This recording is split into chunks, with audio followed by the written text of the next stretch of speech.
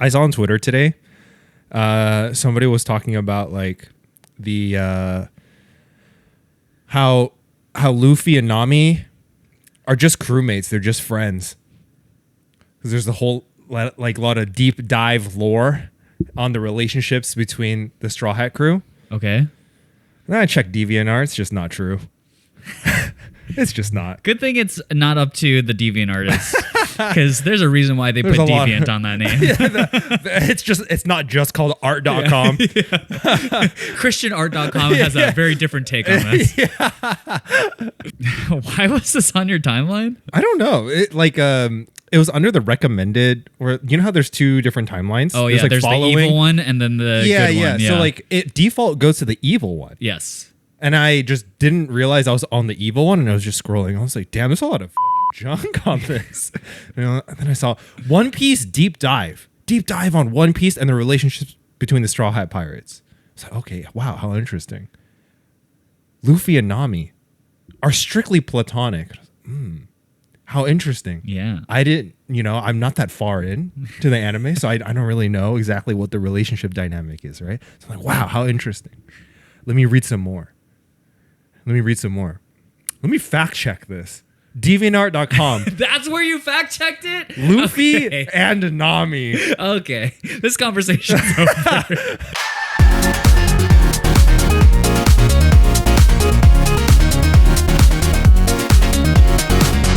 What's up, guys? You're listening to X3 Drop. I'm Xell. And I'm Ducky. And today we have another great episode for you guys, because this weekend we got a lot of big announcemements. Breaking news. Do we do this gag again? Breaking news. When we were out partying. Yeah, actually, we were out Okay, so this weekend we threw a party for one of our good friends who is leaving the country for a bit. And so we were out karaokeing, drinking, having a good time. And of course, because it's a group of One Piece card gamers, we were paying also attention to the Bandai stream. And the Bandai stream had some of these announcements of the new leaders, especially Emu, which was the big one. Yeah, everybody was like mid Baijiu shot, and we were just absolutely plastered. Guys, hold on. Stop the festivities. Emu just dropped. Yep. And by the way, this is completely off to the side of this conversation, but we also thought we knew what the bands were. I lost my voice. Everyone went absolutely ballistic. Like, people were we were put in like a soundproof room. Imagine ones that like you would be put into with a straitjacket, because it was all white like that and cushiony and all that. And we needed to be straitjacketed because people were bouncing off the walls. They're like, we found the bands, but Little did people read the fine text. It was a tweet by Stormy TCG, known shit poster.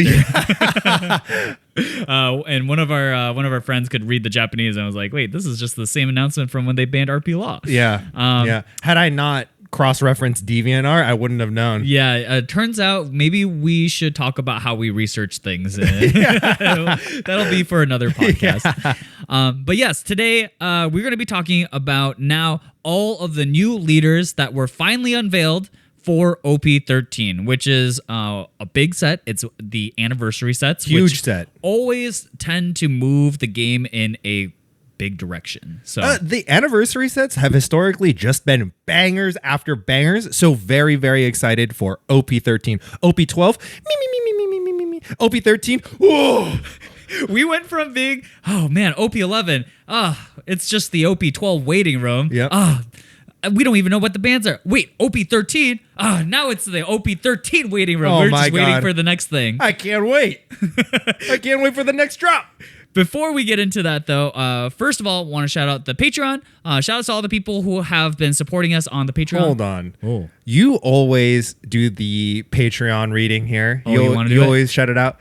Let me take the wheel on this one, okay? How about that? All right. And let me know how I did. We can review how I did, right? Yeah. We'll have a putting post-mortem. on my Xell TCG pants right now. Guys, there's a whole lot of video to come. But if you're a fan of coming, you can do a whole lot of that on the Patreon, patreon.com/XellTCG, where there's a whole lot of explicit bonus episodes and One Piece goon-alongs. So what are you waiting for? Join the Patreon today. All right, is that good or no? You got the job, man. You got it. And thank you to our sponsor, Elgato. So they didn't officially sponsor us, but they did send us a bunch of cool equipment. You might have noticed we've got some upgrades here. Upgrades. Look, we have. I can use my hands. Look, Ma, no hands. No hands. Yeah, and we have these fancy new mics, these waves that they were, very kindly sent us, and these fancy little mic arms. Dude, these things are super nice. They're super high quality. I walked in here and I was like, wow, we made it big. We made it big. Look at these new mics, mic arms. Dude, Elgato just makes like awesome stuff, right? I personally use a whole bunch of Elgato stuff. The Wave XLR for my own personal setup. Yeah. I think is super awesome, really easy to use, plug and play, and the Elgato green screen, which I live and die by. Yeah, that thing is awesome. That thing is sweet. Yeah. If anyone wants a green screen, that's one of the best ones to get. Yep. So Elgato was kind enough to send us some cool stuff, and we'll be using this. So thank you to Elgato for sending us. Thank you, Elgato. But we'll see. We'll see if they sponsor us. That'd be cool. Yeah, that'd be dope. We're on our way to the Grand Line. Let's put it that way. God. Where are we currently? We're in East Blue. We might be still on Windmill Village. That's crazy because I know what that is. Yeah. And we are the Mountain Bandits. We are right in the beginning. Yeah. Okay, so let's get this started. OP13 Leaders. So, but first of all, we have a comment. Yeah. This is our new bit that we're going to be doing now. The reoccurring segment, right, is we take a comment from the last video and we kind of just talk about it for a little bit. You know, you guys always ask us some questions on there. So we've got a comment from MJ Henriquez from one day ago who left a comment saying, "Hi, guys. I recently came across your podcast and I've really been enjoying it. Thank you so much, MJ Henriquez. I'd love if you could also share what you think are the most common mistakes players make, since I just started playing as well. I also had a question. You mentioned that Lucci was the best player. I think they meant best leader. But what determines that? And if we're using the same deck, wouldn't it technically be the same?" To answer let's start with the second part of the question. Mentioned that Lucci was the best play. I don't actually remember the context, but asking what makes a Lucci player better than another Lucci player. That's I see. If they're using the same deck, yeah. I think probably resource management. Yes. Just squeezing out. You know, sometimes if you have a wet towel and you just scrunch it into a ball and squeeze it out that way, it still retains a lot of water, right? You can get more juice out of that boy. But if you wring that towel sideways and just wring it absolutely dry, milk every ounce of value you can get out of Rebecca Hina Lucci, you're going to be a great Lucci player. Yeah. And to answer the first part of your question, if you could also share what you think are the most common mistakes players make, since I just started playing as well. I have a particular one that's maybe not exclusive to new players, but I see new players make this kind of mistake often, right? So I think new players often fall into the trap of playing to not lose instead of playing to win. Sometimes the game state puts you into a position where you have to take risks rather than play it safe.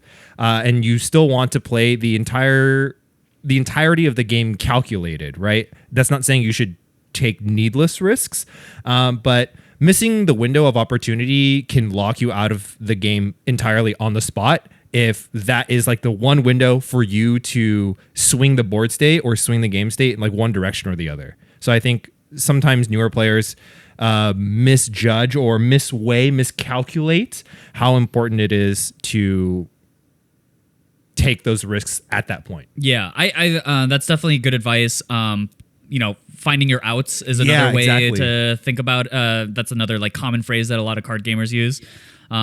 If I had something to Impart your wisdom. To impart onto newer players who are getting into One Piece and want to get better. From the uncut sheet winner himself.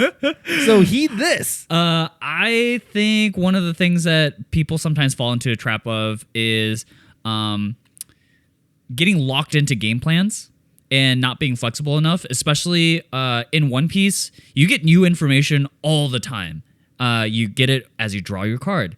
After your first swing, after your second swing, what happened after they take life? Did they protect? Like, you get new information throughout your turn all the time, and I think some people sometimes get too locked into like their first idea, and then they don't see like, oh, I should shift now because this new opportunity has presented itself. One of these examples that I've seen newer players do is like, let's say you swing 6 at your opponent. They're a 5K leader. And you're like, okay, they give you a 2K. You swing 6 again. They give you 1K, 1K.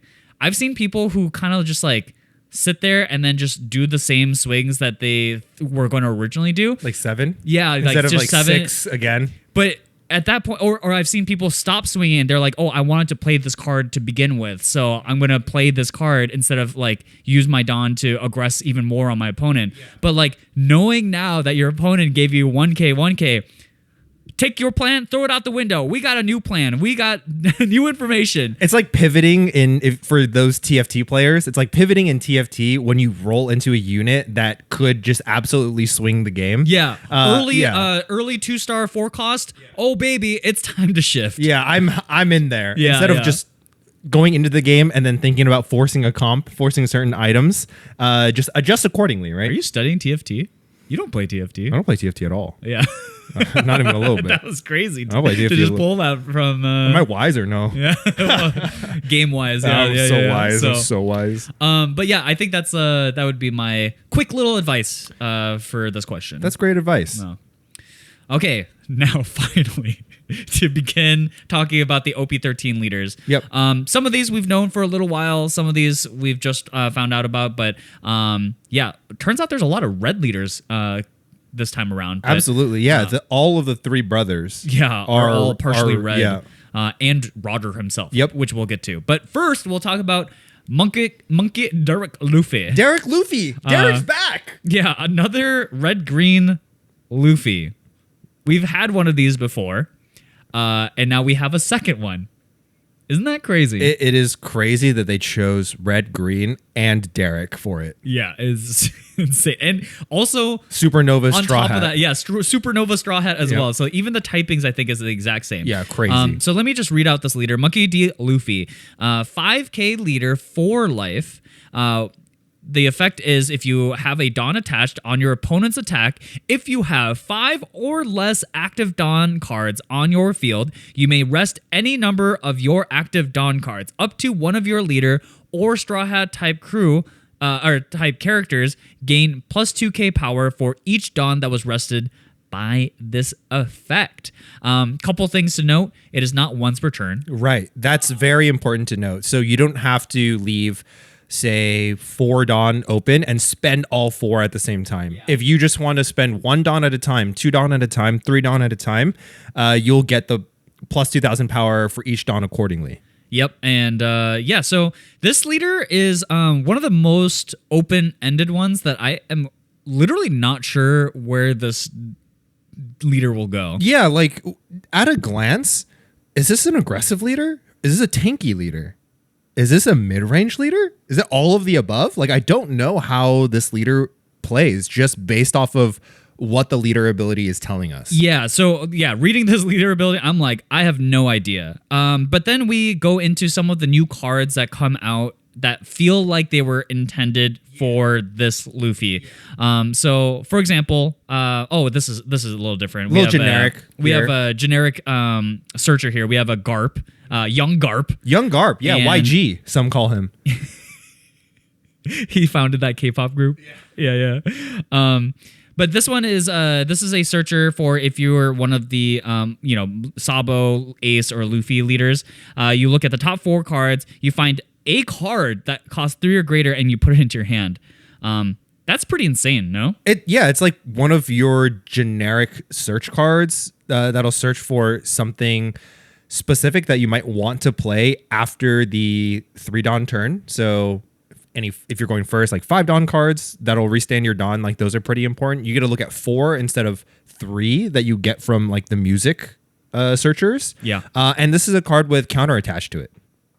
So awesome. Yeah, I mean, this is a very good searcher, and turns out most of the time you are searching for cards that cost more than. Yeah, most of the time. Like you're looking for main gameplay cards, so but especially green. Yeah, especially in green. But this is kind of more where I want to take this a little bit, where I feel like Red Green Luffy, some of the cards that came out with OP13 feel like they are giving us a clue to how at least the designers want us to play Red Green Luffy. And yeah, there's some cards though that we're going to talk about that I'm not exactly sure if it was intended for Red Green Luffy or if it was for Zoro. You know what I mean? But next up we have Windmill Village. Yes. Red stage. 1 cost red stage that reads, activate main. You can rest this stage. Up to one of your characters with an original power of 2,000 or less gets plus 1,000 power during this turn. So it just buffs your little guys. Yeah. Windmill Village. I don't understand, like, from I don't know how to call this, like from a gameplay to IP sort of level, like what is Windmill Village doing that makes people more buff? You know? What do you mean? It makes because it takes, I see what you're saying. It takes a 2K guy, makes him 3K. Like, what is that? Yeah, I don't know, but when I first heard you ask the question, what makes him more buff? The first person that I thought about was Curly Dedan. I was like, well, yeah, what is she eating? I don't know what she eating. She got a good buff. diet. Yeah, she big. Buff, she big. Maybe it's just Makino's food. I don't know. Oh, it could be. Or maybe it's like Windmill Village is where they grew up and they got stronger, they got older. They get some more power, some more wisdom. I don't know. I have no idea. Okay, so these are some of the small character cards that are coming out in this set that makes me feel like Red Green Luffy is supposed to be like a small guy's deck. So we have first a new Makino card, 2K, you rest it, and one of your Monkey D Luffy's gain plus 2K power during this turn. So very similar to the old Makino card where it buffed a 1 cost red character. Yeah, by 3. By 3, yeah, which was insane. But this one is 2K instead, and it goes onto any Monkey D Luffy card. So this means also your leader can be chosen for this, but also some of the bigger Monkey D Luffy cards. Yeah. And then going on, we have Curly Dedan, who says if you have a Mountain Bandits character other than this card, this Curly Dedan gets double attack. Very scary. Very scary, yeah. And then we finally have Sunny-kun, who is a 1 cost 2K. Activate main, you may rest one of your Dawn cards, and it gains 2K power until the end of your opponent's next turn. So we've gotten a slew of these new low to the ground cards. So I wonder then if Red Green Luffy is meant to be played like classic Zoro, where you are trying to swing in with all these little guys. You hold up as much Dawn. So you're basically never playing anything beyond 5 Dawn.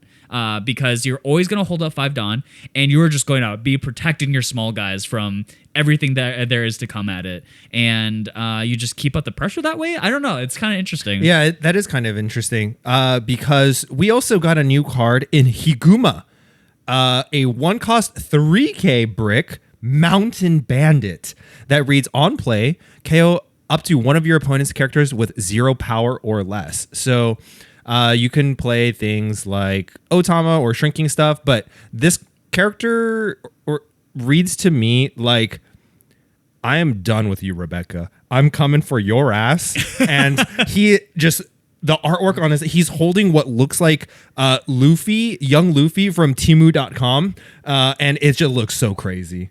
And it just, I don't know how many Mountain Bandit characters there are, but I think it's very funny that they released Curly Dedan, which synergizes with Mountain Bandits, and then Higuma as well. I think the old Dogura and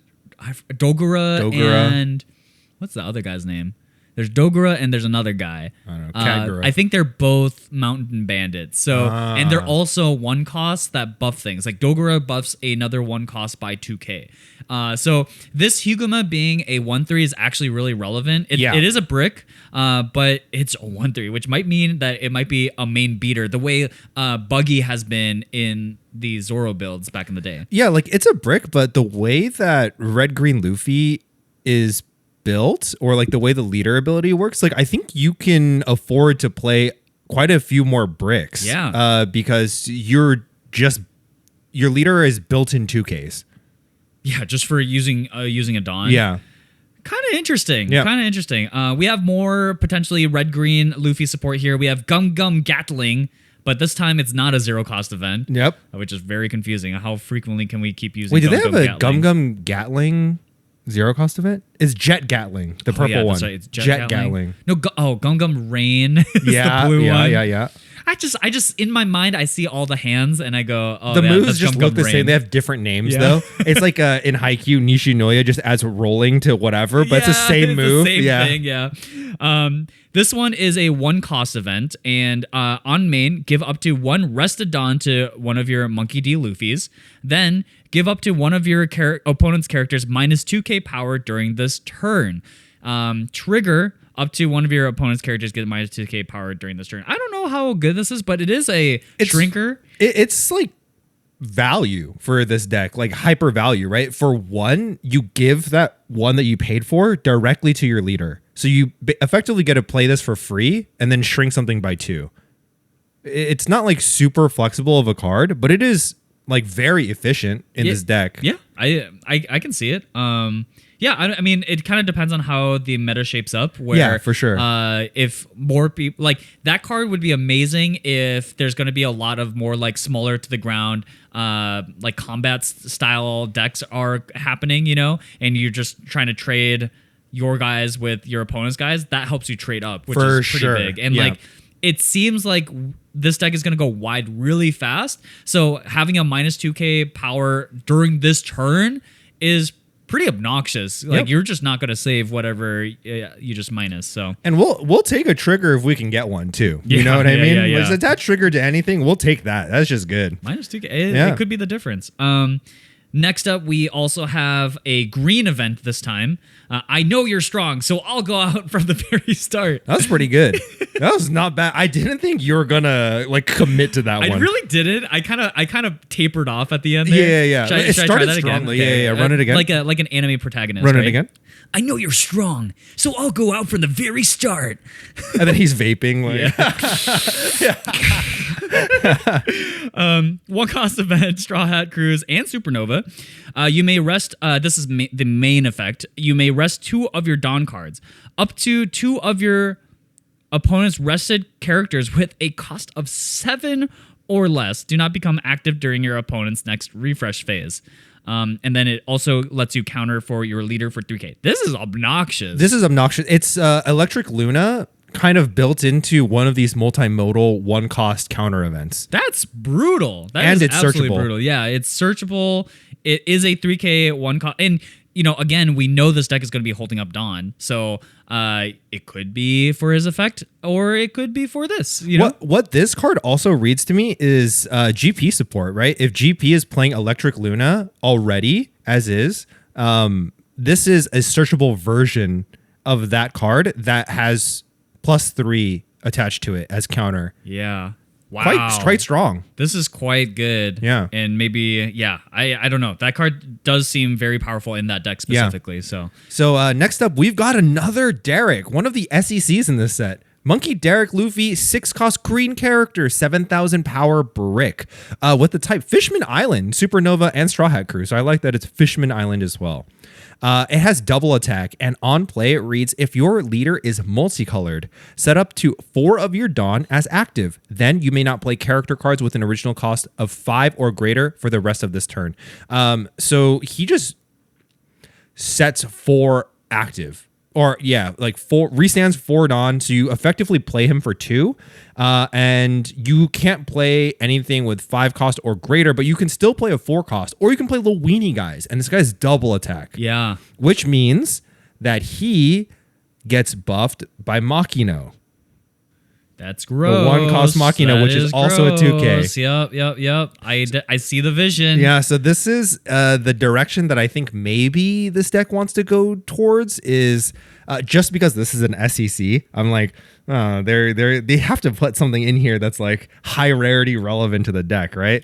I think that this is the direction it's going to go in. It's like a mixture of like Lil Weenie guys and then your mid-range big guys that cheat out the restand Dawn and cheat out either bodies or let you play the low-cost guys more efficiently. Yeah. I mean, this card just seems incredibly cracked. I think many decks will want this type of effect. Yeah, so cool. I know this episode we're supposed to talk about these leaders, but since we did bring up this card, I just want to say some of the other things like people are excited about. Like, for example, very, very good in GP Luffy yet again. Yep. Just being able to restand that Dawn, play Zoro Juro. Oh, I can't play a 5-cost. I'm okay with that. I'll play Zoro Juro. Seems good to me. 6/7 double attack is crazy. Yeah, 6/7 double attack is just also very scary stat line. And then I also, because it's a 7K, it can be restood with the Zoro Sanji leader. That was one of the other leaders that people are saying that this card would probably go into. Yeah, there's a lot of green support in this set. Yeah. So green's getting a lot of love. Yeah. Speaking of green, we got some more love coming. Trafalgar Law, yuck. It's a 6-cost, 6K power brick, film Supernova Heart Pirates that reads, if you have 1 or less life cards, this character gains blocker. On play, you may return one of your characters to its owner's hand. So you bounce something, and you play up to 1 character card with a cost of 5 or less from your hand rested. And I think the card that most people would want to play out of this is the 5/7 Beppo that reads, set this character, end of turn, set this character or one of your Dawn cards is active. That's a cute little combo right there. So you for 6 play a 6K body, a 7K body, and you just restand a Dawn. So he comes with a 2K in the deck. Yeah, this one is a little bit weird because I feel like you'd want to play more Straw Hat stuff. But could be. I do think just in general that effect is strong. Right? Yeah. Like a 6-cost that it becomes a blocker that spits out a 5-cost. Yeah, and you can just return one of your characters. So like you get value from your searchers that you play early. Yeah, searchers, or I'm also thinking like you play 5-cost like Cavendish, right? Yeah. You play Cavendish and those 2 restood Dawn. Well, that's basically like you're holding up 4K for your characters. Yep. So again, there's trouble a brewing. I think there is in in these colors. Next up, we have this time we have a film Supernova Straw Hat Crew. Kind of interesting, by the way, that all these green cards are also film. So low-key kind of Uta. Yeah, I want to say Uta as well. But yeah, so the Zoro is a 4/5, and he's a 1K counter. On play, if your leader has the film or Straw Hat Crew types set up to 2 of your Dawn cards as active. Oh, we're not done yet.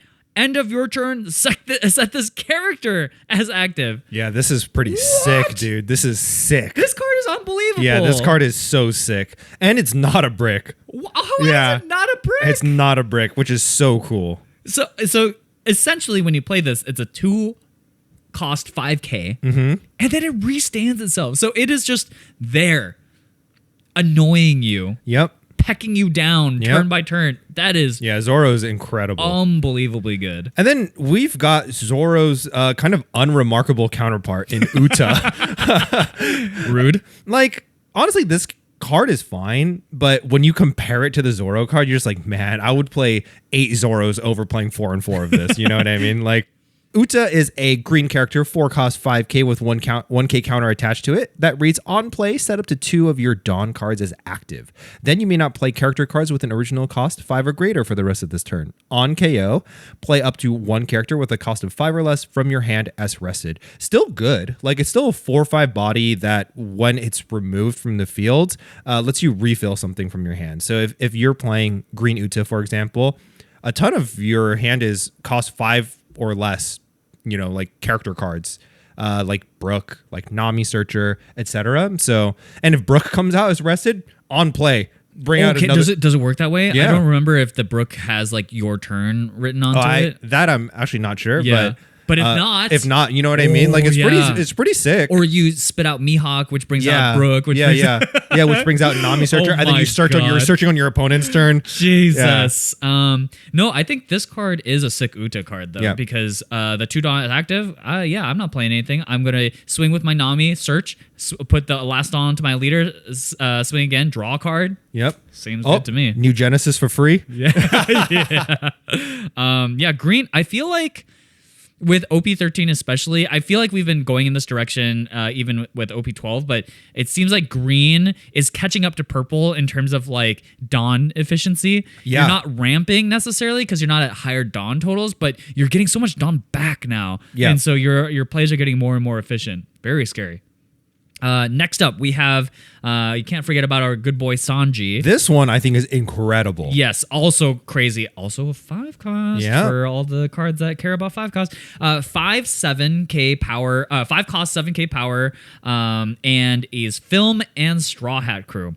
On play, set up to 2 of your Dawn cards as active. End of turn. If your leader has the Film or Straw Hat Crew types, set up to 1 of your Dawn cards as active. Just restands 3.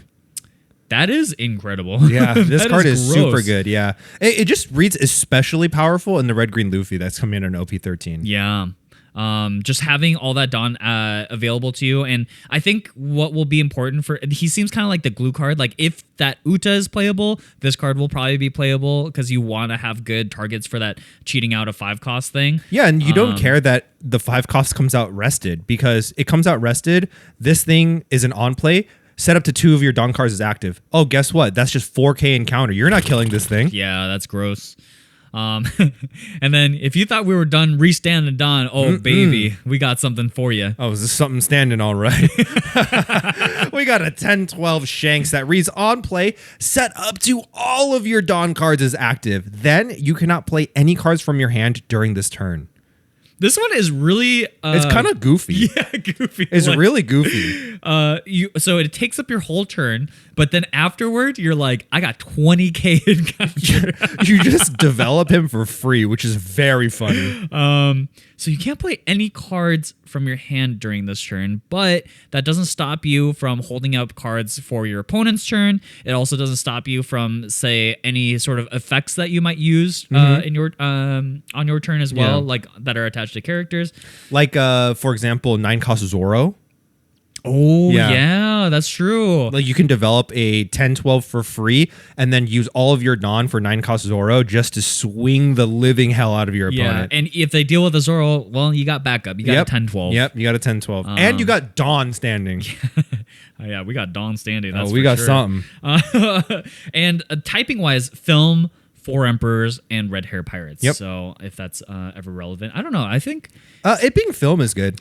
It being Film means like Uta, again, could be sort of Uta adjacent. I feel like they could eventually make like a red-green Uta or a red-green Shanks leader, and maybe that would be played. Next up, we have another good card, Gum Gum Elephant Gun. This card is incredible. 2 cost event card on main. Rest up to 1 of your opponent's characters, a cost of 5 or less. Then set up to 2 of your Dawn cards as active at the end of your turn. So it's not free because you get the Dawn at the end, but just being able to rest your opponent's 5 costs. Like it's not free, but man, is it on sale? It's on rebate. Yeah, dude. Mail-in rebate. Yeah, it's mail-in rebate. You do get the money. It's like buying a Tesla. Yeah. You get the rebate. Yeah, you get the rebate. It was basically free. Yeah, tax write-off. Yep. Yeah, this one is really annoying. Again, it just makes it so whatever your opponent plays, it's open season. Whoomp. And then you take all your guys, you just go into it. Hey, you know that event we talked about where you pay 1, give something minus 2k, combine it with this card, and all the little guys that you're swinging with, very annoying. Like already for 2 Dawn to rest your opponent's characters cost of 5 or less is already pretty good. And then it has a trigger attached to it as well, which is rest an opponent's character with a cost of 5 or less, which is very relevant. And then all of a sudden, you haven't checked your mail in a while. You go outside, you check your mailbox. Wow. I guess I bought these 5-toed shoes a long time ago. They got sued. I just got some money in the mail. Yeah. Hell yeah. Hell Hell yeah. Yeah, I don't know. This card is really interesting because as a finisher, it's not technically that great, but it is great at setting up like 2-turn lethal. You know, like okay, you tap down their blocker, you go in, see what's up, see how it's feeling, but then worst case scenario, you get 2 Dom back, you hold it up for either events or your leader ability again. So those are the red-green cards that we feel like kind of make sense with this deck. What do you think on a power level, this red-green Luffy? Like, do you think this is like... Loki, I think it could be pretty good. So, you know what's funny is early on when I first saw the leader, I was like, oh, this seems very hard to make good. I think this is one of those anniversary sets where a lot of the leaders are very powerful. Yeah. Like, I looked at all of the leaders going in today. Like, previously today, we've gotten all the leaks and stuff. I don't pay attention to them. I made the slideshow. Wow, some of these are powerful. Like, this actually is quite good. It's super annoying. It's really efficient. Like, yeah, you don't ramp, but man, you're restunning a trillion on every turn. You're lawsuits here and there, man. You're getting checks in the mail. Yeah.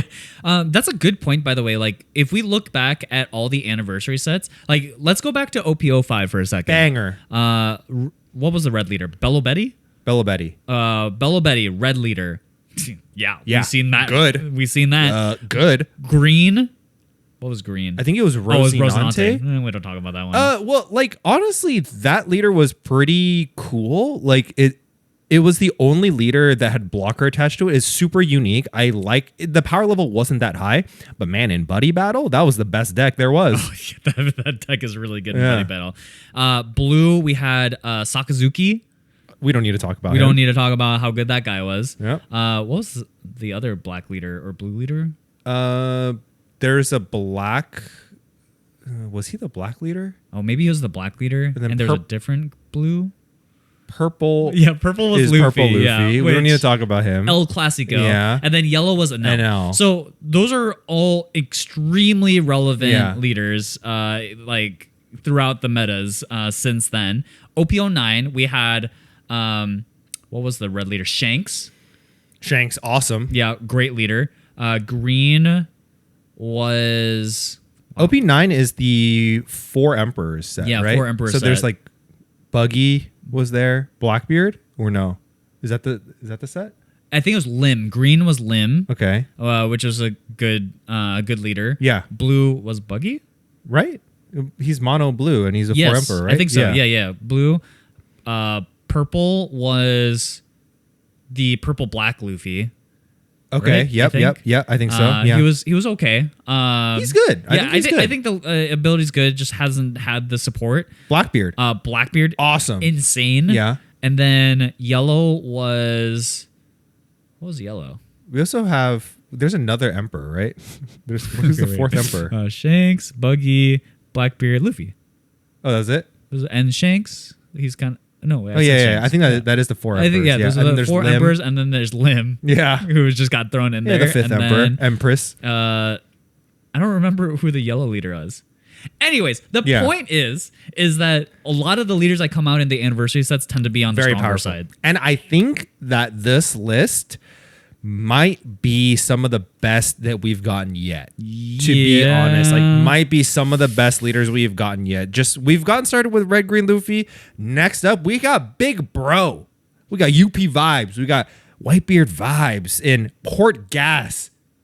Daniel Ace. Is he also a Daniel? Is every D a Daniel? No. Oh, Derek. Sorry. My fault. Yeah, we got Porgus Daniel, man.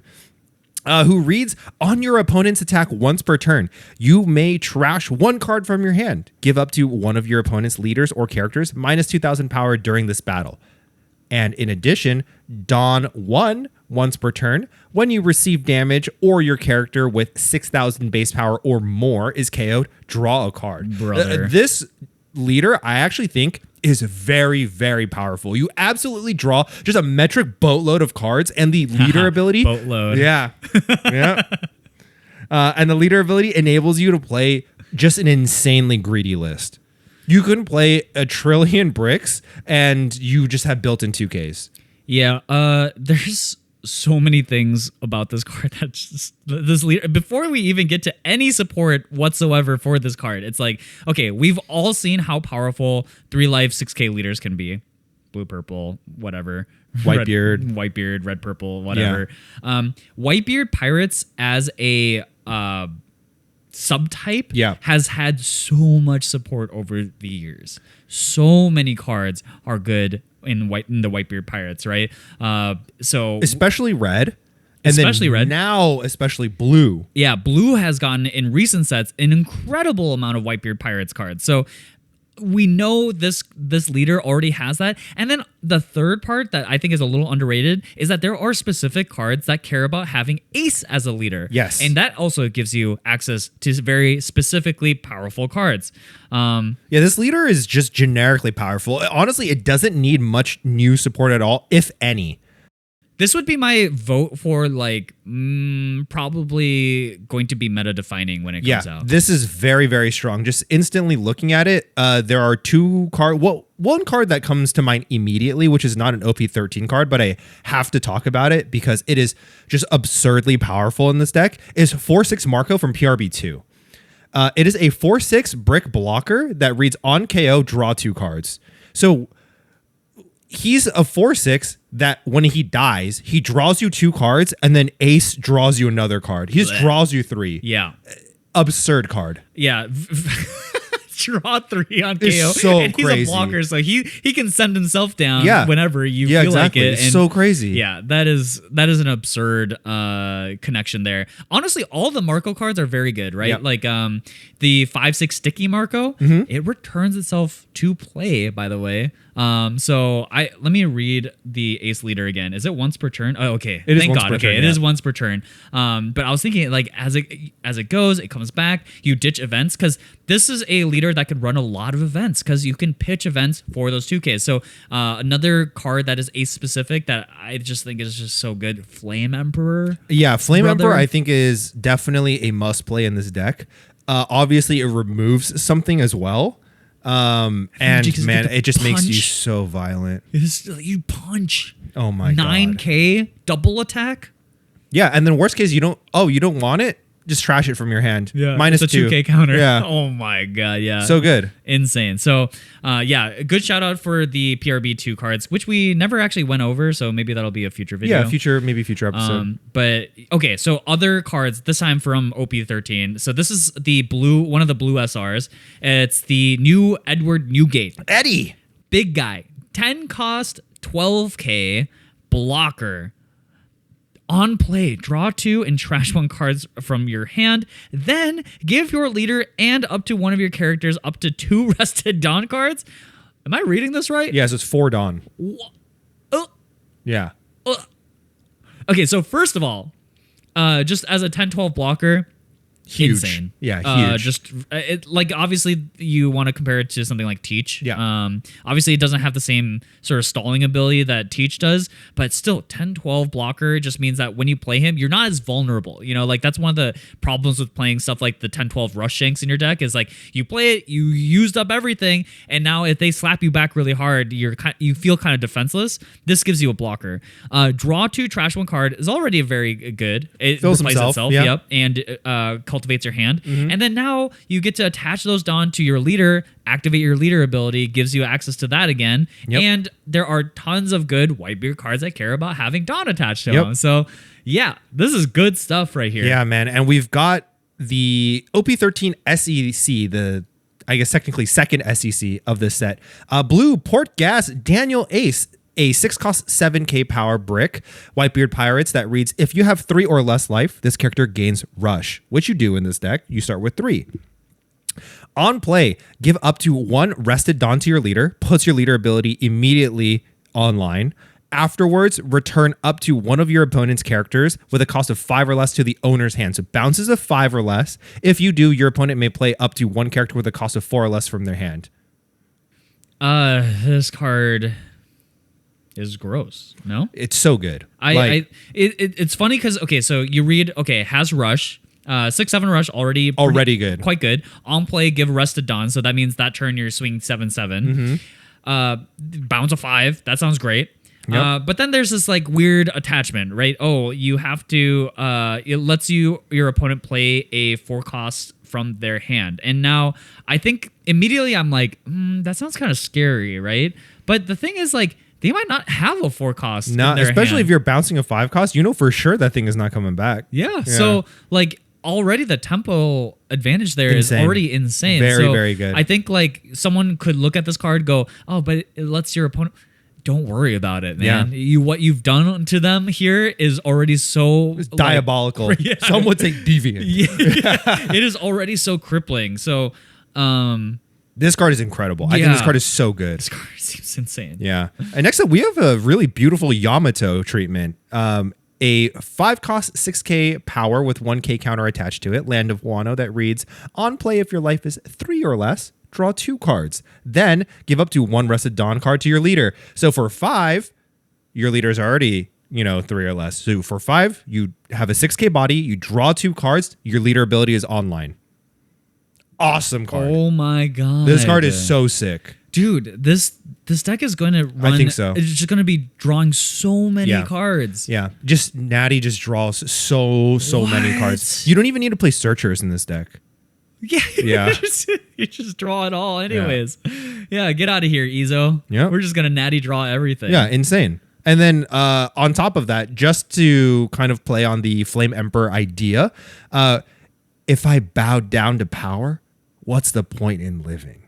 A 1-cost event that reads, main, you may rest 1 of your Dawn cards. So for 2 Dawn, if you have 1 or less life cards, your opponent cannot activate a card with blocker when your leader attacks this turn. So it's like a pseudo Jambe. Yeah, Perfume Femur. Mm-hmm. And then counter, up to 1 of your leaders gains plus 3,000 during this battle. So it's one of those multimodal like Jambes that I think synergizes really well in this deck. Yeah, that's just, brother. I think this deck is very powerful. This leader is insanely powerful. This is going to be very scary. Again, some of the cards that come to mind from other sets, the starter deck Rush Ace, that's sticky. Like, you just have access to a lot of sticky threats. You're going to be drawing a ton of cards. It's going to put your opponent to kind of really kind of die if you do, die if you don't sort of dealios. Like, well, you're just not going to deal with my 4/6 blocker Marco that's swinging in every turn because you're scared to give me more cards. Like, ugh. Brother, ugh. Yeah. This is gross. Yeah. Very gross. Next up, we were going to talk about, big man on campus, but I kind of want to round out the third brother. Okay, yeah. Let's round out the third brother here in Red Black Sabo. Our very first leader that can attack, that has 2 colors and 5 life. I guess maybe red purple kid, but like this guy's a little bit similar to that. But like immediately, this card reads, if you have 4 or more life cards, give this leader minus 1,000 power. So you'll start with 5. He has 4k power.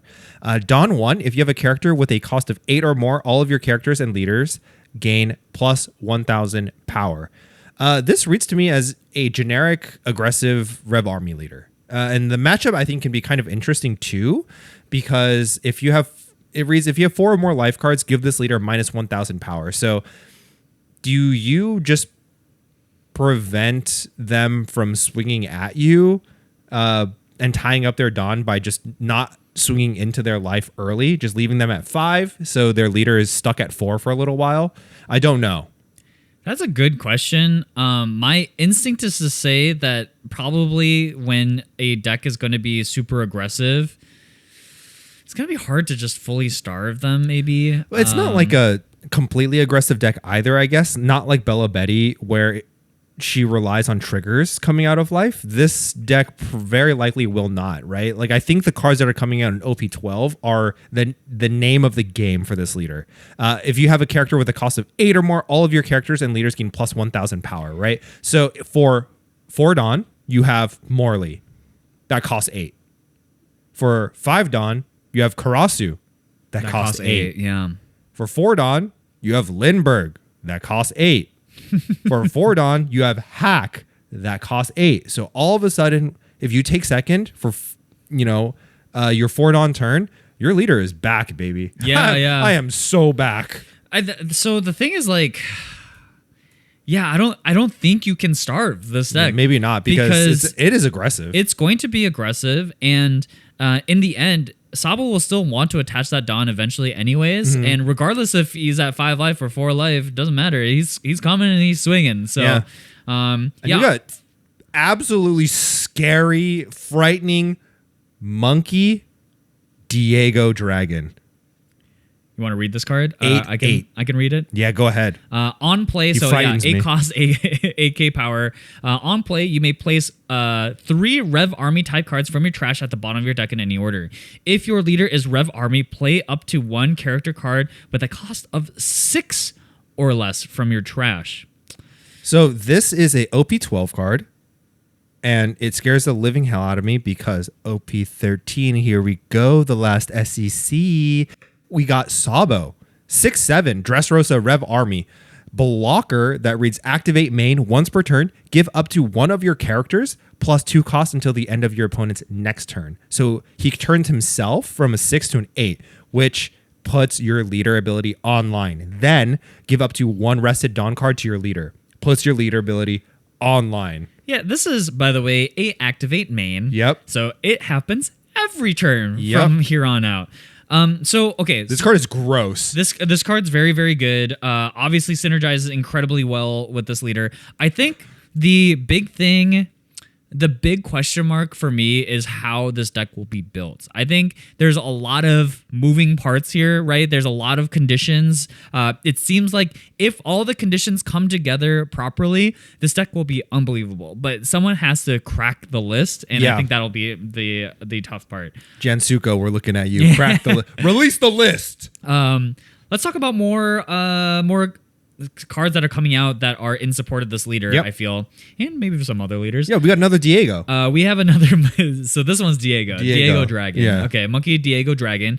6 cost, 7k power, Rev Army, of course, and it has counter plus 1k. Once per turn, when your Rev Army type character would be removed from the field by your opponent's effects, you may instead give this character minus 2k power for this turn. Oh man, speak of sticky. We are in Thailand. In July. Yeah. Holy Everyone is cow. sweating balls. Your shirt is as sticky as what Dragon's going to be doing to your board. Is that a kid in his hands? A dead kid? Yeah, wait, what is that? That's insane. Oh, it's Sabo. Is that Sabo? That's is that he's when saving Sabo. Oh, okay. Understood. I was like, why is he holding a dead kid? Release the list.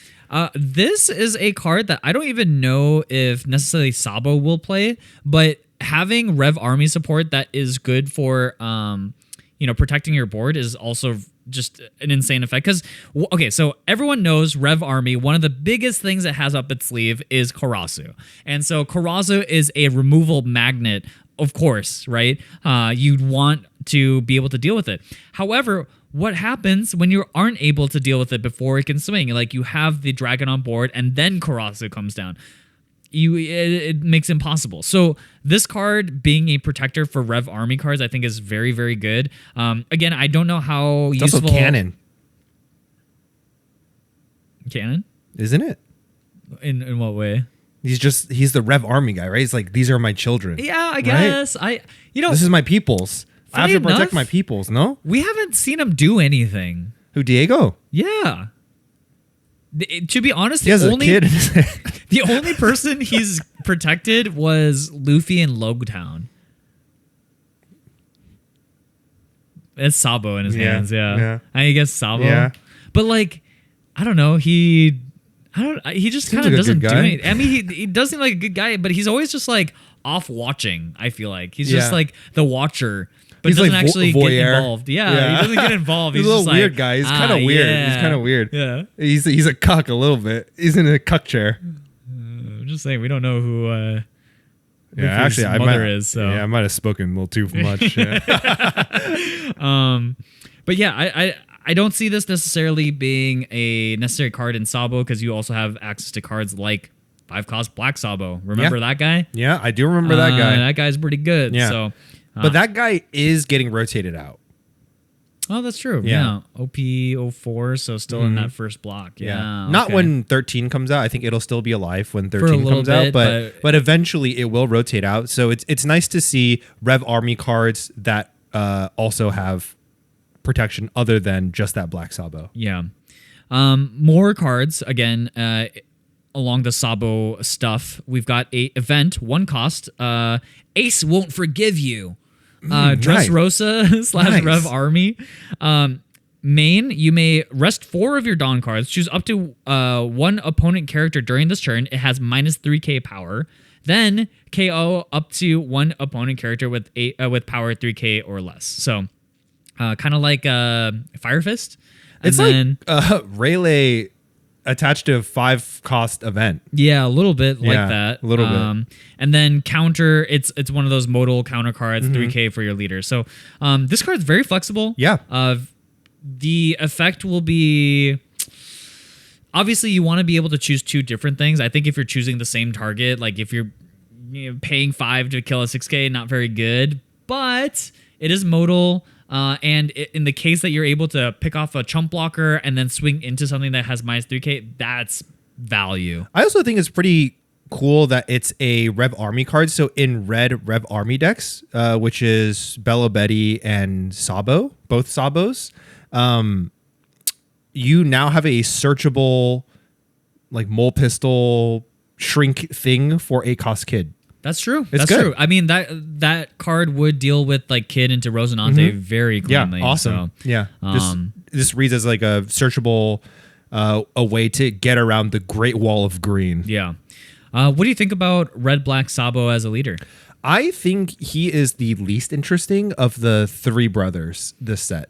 Yeah, I would. I immediately I just go to red blue Ace, and he seems the most powerful to me. Yeah, I think he red seems green crazy. Luffy can be powerful. I think definitely not as meta defining as Ace is.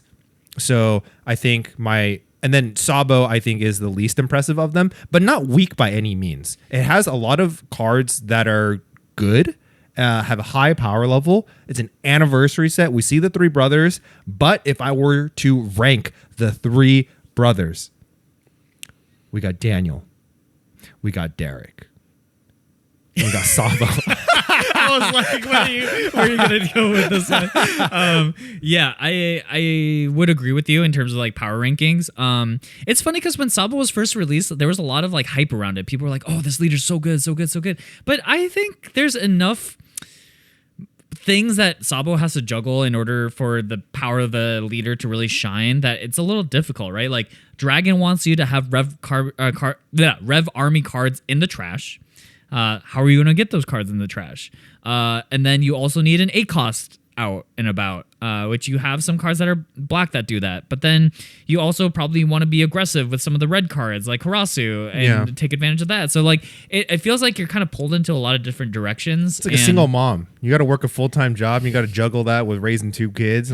Sabo is not easy. It's tough. I that's a pretty apt description. Yeah. I think I think a lot can go wrong with this leader, and that makes me feel like I don't think this will be very good. Yeah. That's But my instinct. things can go very right for you with the right support. Man, you could be a single mom. You raised a kid in the projects. That kid, Bill Gates. That's not how Bill Gates came to be, but Could be. and In the Rev Army slums. That's where Bill Gates is from. Microsoft was born from the slums of the Revolutionary Army. I don't think that's really the case, but you know. And the One Piece is real. Yeah, I do think it's more like Sabo has to win the lottery to make make this all happen. But And of course, next up, we've got the big man on campus. A leader that I think a lot of people have been just highly anticipating, right? The insanely tanky 5-life red, purple, 7k leader, gold. you're running out of names here. Okay, we got Derek, Daniel, David. this guy's David. You're giving him Gold David. David Roger. Gold David Roger. Okay. If you have any Dawn cards on your field, give 1 Dawn card that would be added during your Dawn phase to your leader.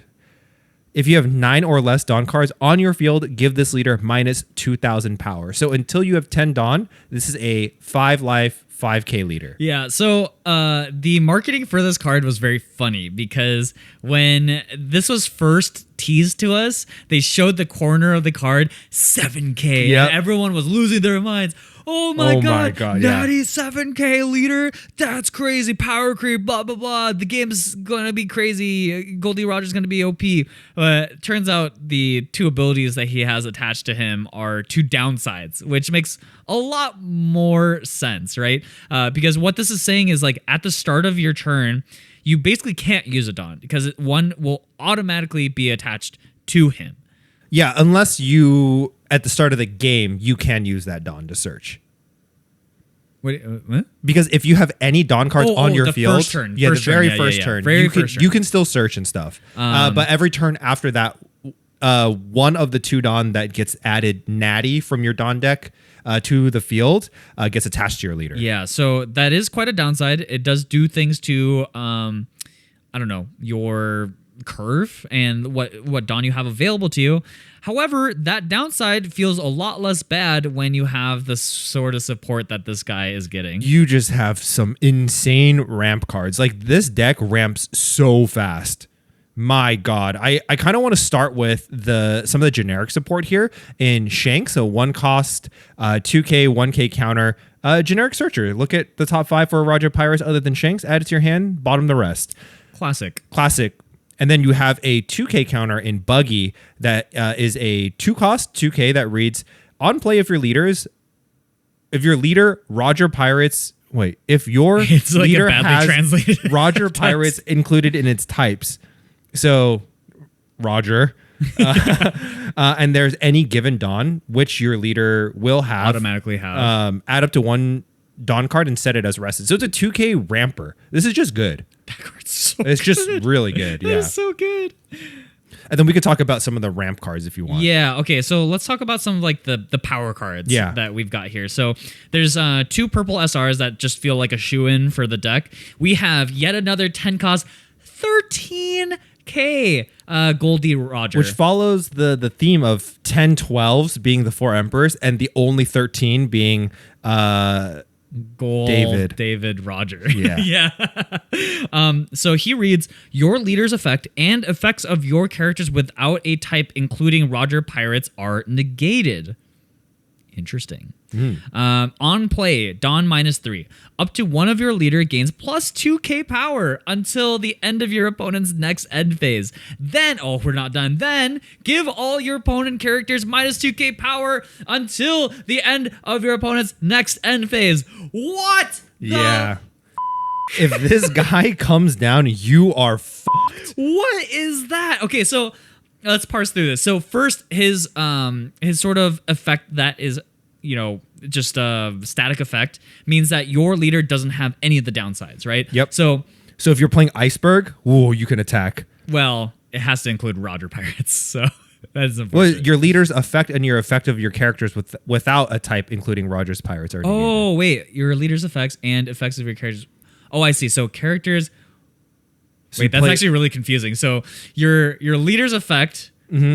is now negated. Yep. But characters that include Roger Pirates are not negated. Correct. And then characters that anything are that's not Roger Pirates is effects are negated. Okay. Yeah. Yeah, very confusing actually. So you play this in Iceberg. Yeah, you could play this. Iceberg got hands now. Yeah. He's swinging. we talked about this. He's sending the mouse in. Yeah. The mouse is going to destroy his enemies.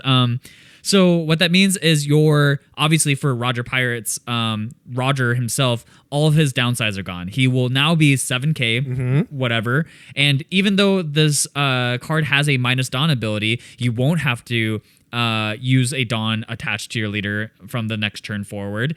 And also, even though it's -3, you'll be at 7 Dawn, your leader will still be 7k. Yep. So that's already very good, I think.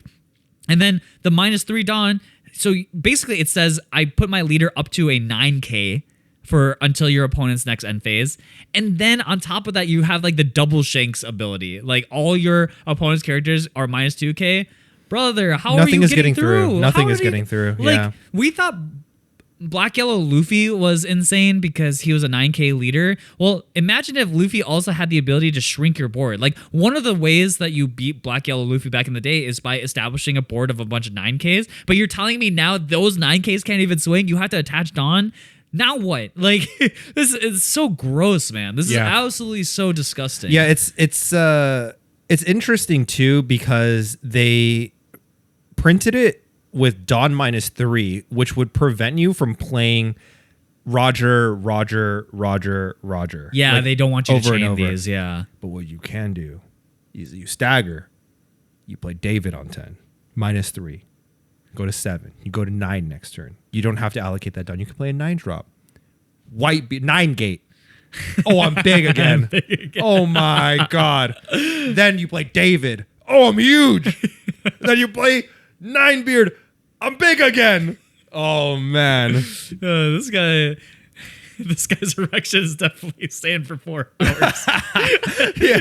Holy shit. He's this is him. This is Blue Chew. This is the stuff you get at the gas stations, my man. God. This is not FDA approved. I'm going for weeks. Yeah. You are going to see a doctor.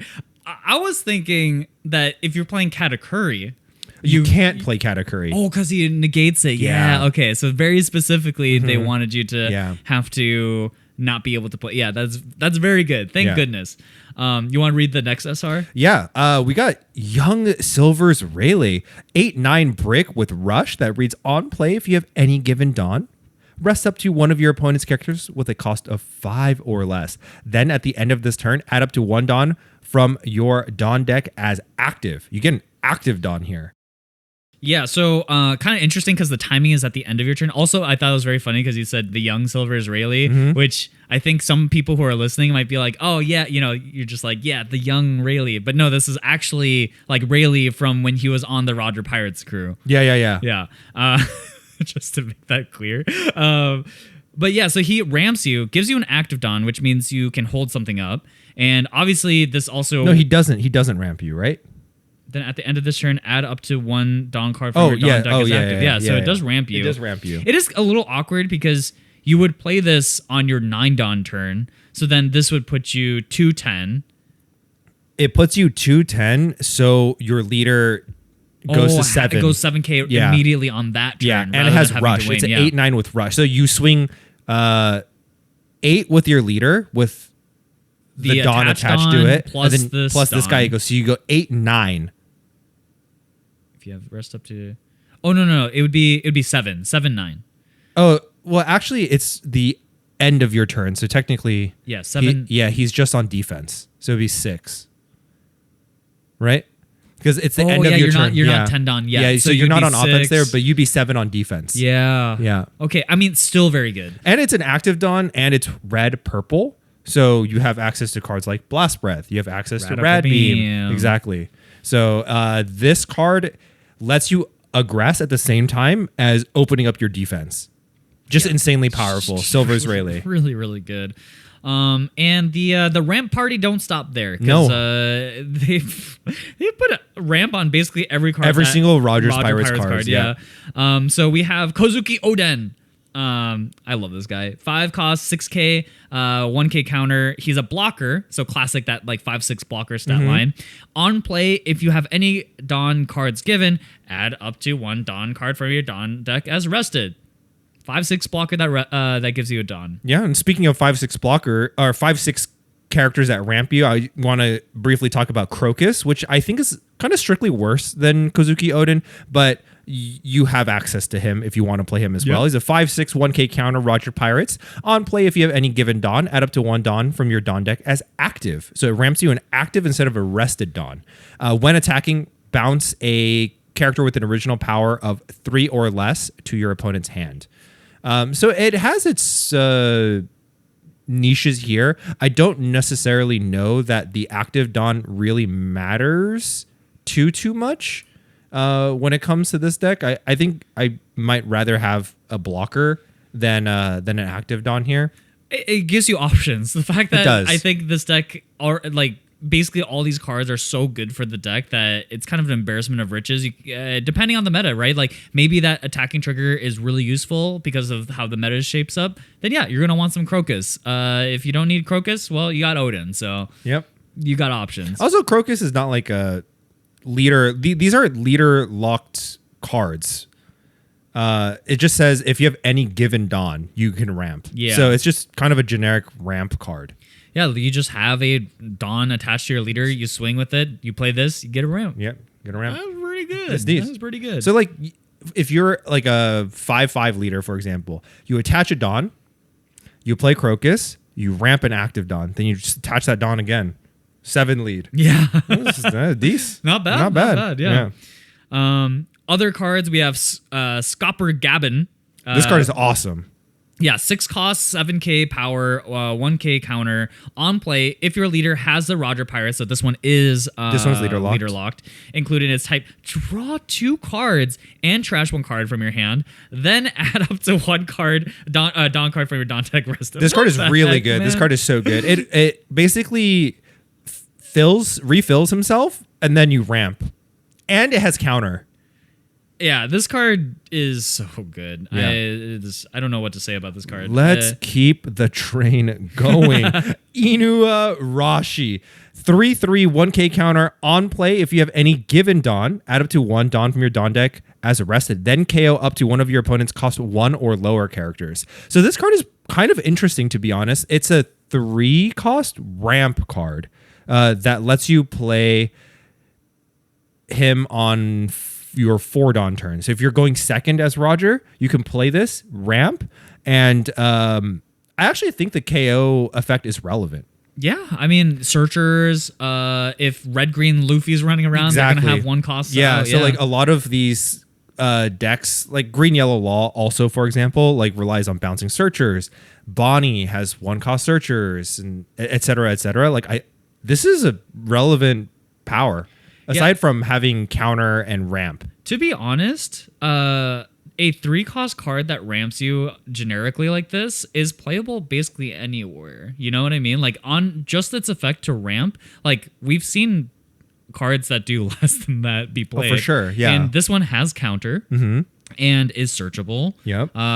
And then also potentially can knock out, a 1 cost searcher that you don't want to swing into. So, all very good. So let's think about the curve a little bit for Roger, right? Yeah. So like 1 Dawn, let's say you're going first. 1 Dawn, you play your searcher, you look up top 5, and then next turn you're going to be at 3 Dawn, but one of them's going to be attached. So now you're left with 2. Buggy. You play Buggy, that ramps you up to 4 Dawn. Next turn you're at 6 Dawn, one of them is attached. You play 5 drop ramper, puts you to 7. Yep.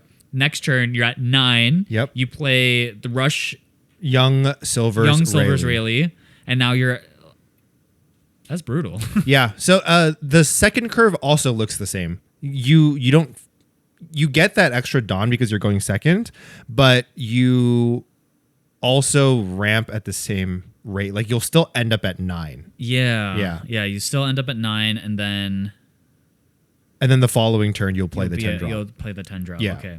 Do you think this leader needs too many things to go right? Because like if you any turn that you stop ramping is a bad turn, I think. Yeah. So what's interesting about this deck is that yes, like blue purple Luffy, if you just don't ramp, man, it gets hard. It gets hard for you really fast. But the good news is every single card that has come out in support of this deck ramps you. Yeah, that's true. So it's like any combination of these cards gets you there. Yeah, I think Buggy is probably the most important card for you to see because you don't have a ramp going first without Buggy. Yeah, that is very, very important for you. Also, if you go second, you don't have to, like, you still have access to 2 Dawn. Like, you can play Searcher, or you can just play Buggy to ramp you to 3. And no, then, you can't play Buggy to ramp to 3, right? Because you need a given Dawn. Oh, do you need a given Dawn? I think he needs a given Dawn. Oh, yeah, you're right. You're right. So you can't. So it's just Searcher. Searcher. Yeah. So the even curve looks worse. Yeah, so I think Buggy is the incredibly important card here. Like, you really, really want to see Buggy. Yeah, Buggy is super good. Just fills in the curve when you don't have a ramper. Mm-hmm. The question is kind of like, what? Oh wait, we ain't done. We have more cards to talk about. We ain't done. We got 5/6 Kozuki Oden, another Kozuki Oden, with 1K counter attached to it and blocker. Land of Wano Kozuki Clan Roger Pirates that reads, on play, if you have any Dawn cards given, add up to 1 Dawn card from your Dawn deck. Wait, no, rested. this is just the alt art. Oh, is it? It's the same card. It's just the alt art.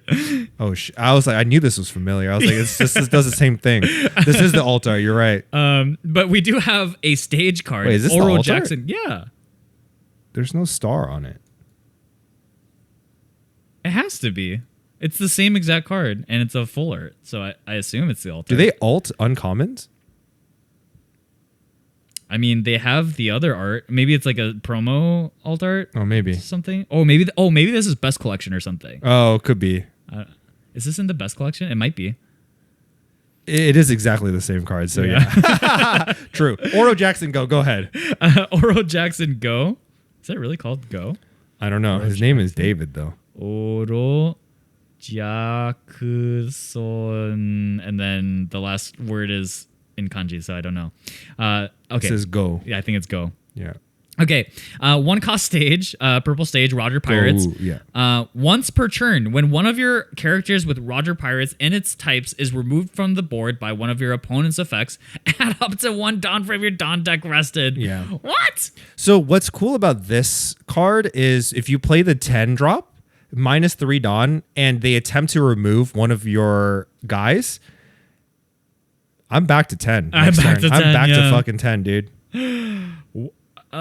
This says don't touchy. Yeah. Yeah, if you touchy, I ramp even faster. Yeah. Ugh. Yeah. This That's card gross. is sick. That card is really gross. This card is awesome. That is probably one of the more like gameplay impactful. I mean, I guess it's the same as like some of the other stages we've seen, like Merry-Go, where it's like you don't want to. Oh, Merry-Go. Is Ghost Ship in Japanese? Is that why it's called Merry-Go? I have no idea. I thought it was like Merry-Go, like merry-go-round. I thought so too. But now I'm realizing maybe it's Oh, like you the never ship name. wait, you've never ridden on a Jackson Go Round? Oh, you never ridden on the Oro Jackson Go Round? Yeah, no. No?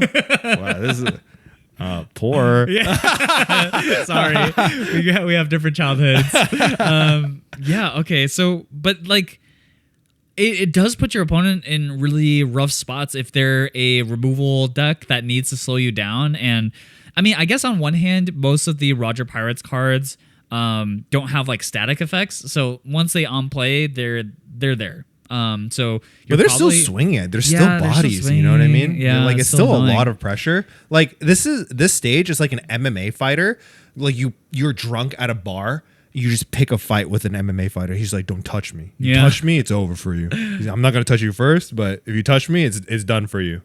Yeah, I'm curious. Do you think Roger Pirates or Roger decks will immediately play this stage? Do you think this is not necessarily? Yeah, I don't think it's an auto include, but it is interesting. Like in the right meta, you would play 4. Mm-hmm. Yeah, let's say Lucci is still relevant in OP13. Totally. Then, yeah, you play this. Yeah. Okay, so next up we have Divine Departure. You want another dude. Divine Departure? So this Divine Departure I think is super cool. It's a 0-cost event, Pirate King Roger Pirates type that reads main. You may rest 5 of your Dawn cards. If you have any given Dawn, give up to one of your opponent's characters minus 8,000 power this turn. So for 5 Dawn, it shrinks something by 8k. And it has a secondary effect. Counter, trash 1 card from your hand up to one of your leader or characters, gains plus 3,000 during this battle. My God. So it's a 0-cost event that has another effect. So sick. That is insane. It's just a 0-cost event. But then Whoa. your 0-cost events now do stuff. That is other than counter. Crazy. And that effect is scary, man. Minus 8? Yeah. Oh. Can't defend anything, really. 8-cost kid, get shit on by Divine Departure. Yeah, actually. Yeah. No, I'm just thinking like, the biggest guy we have in the game, 13k, you minus him by 8k, now it's a paltry 5k that's swingable into by everything. Mm-hmm. Gross, man. Yep. Gross. So yeah, okay. Roger Pirates though. Like the one thing I'll say is that I'm curious what red cards you would eventually put into this deck, because all the cards that we talked about were purple. Yeah, I don't believe in red cards. I only play purple ones. And to be fair, like for a double color deck, like this one already has 5 life, you know, so you don't really have that normal downside you would have as a dual color leader. I mean, I feel like the only red cards I'd want are like Rad Beam. You could play ACOS Relays, now searchable. Oh, yeah. God, wait, is he searchable by Shanks? Yeah, he should be. He just searches for Is Roger not Pirates. Former Roger Pirates? Let me see. I don't remember. But if he's, is it a bracket or is it squiggly? Honestly, I can't tell because it's like To yeah, it's the translation is placed over it, so I can't tell. Because I think that would, if Silvers is old Rayleigh Silvers is searchable, Yeah, that would be really good. Yeah, I mean, it'd be considering insane. I think Rayleigh is obviously, we talked about this before. Rayleigh is one of the most Banger insane card. red cards to exist. Yep. So that being searchable gives you yet another thing that you ramp towards the turn before you play the 10 cost. Like gives you another, you know, final thing that you're ramping towards. yeah. Like this deck is insanely tanky. I'm just afraid that sometimes you might die like a dog. You play a lot of bricks in this deck. You think so? You could. You very well could. If you're mean, playing like ACOS Rayleigh, both of them, right? Yeah. The purple one and the red one, you're Okay. playing Roger. I don't know. It's Are you 12 playing bricks. Are you playing like Newgate? Like there's a lot of bricks in this deck. Yeah, it Like could be a lot plays of bricks. a ton of top end. Could be a lot of bricks. But You do need to shoe in some 2Ks in this deck, I think. yeah, we do need a 2K, right? Because we Because only you have Buggy and Buggy. you want to play Buggy. So That's you're true. automatically down a 2K. Yeah. If you're playing Stage is another brick. Like there's a lot of bricks. I didn't think about it, but I guess there's a surprising number of bricks because all the ramp cards are 1Ks. The ramp cards are 1Ks. Like all your middle plays are all 1Ks, and then yeah, you only have the Buggy as like your kind of natty 2K. Yeah. So that means when you're searching with Shanks, kind of rough, right? Yeah. Because that means that's only one set of 2Ks you can find. Yeah. You'll be taking a lot of life probably early and then just hoping you sustain late game. Huh. But okay. there is a world where you just are taking your life and it's just bricks. It's just bricks. God, it's just Shanks bricks. all over again. Yeah, Is it's that possible. what we're saying? But what the good news is that you've got Scopper Gabon, right, which draws 2 trash 1 and ramps you. So you want to play this guy on your 7 Dawn turn, and he helps filter your hand. Yeah. Yeah, he's going to be really important in this deck, that's for sure. Yeah.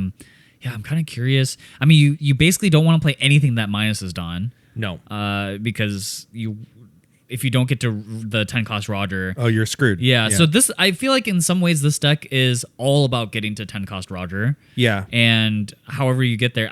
Dude, maybe you don't even play 8 cost Rayleigh. Like, you just play anything and everything that ramps you. Yeah, anything Yeah. that ramps you, and all you're doing then, like maybe you even play some of like these song searchers just to find ways to get to 10 cost Rayleigh, and from there you just hang on. Yeah. Could be. You definitely play 4 copies of Divine Departure though, probably. Yeah, which is very different. Like most of the times you would not play 4 of 0 cost. Yeah, events. yeah. Like, the most I've ever played was 3, and that was for Bonney. And Bonney plays a lot of bricks. Yeah. But if this deck ends up playing a ton of bricks, like you definitely want this in your deck. Yeah. Searchable and does other stuff. Yeah.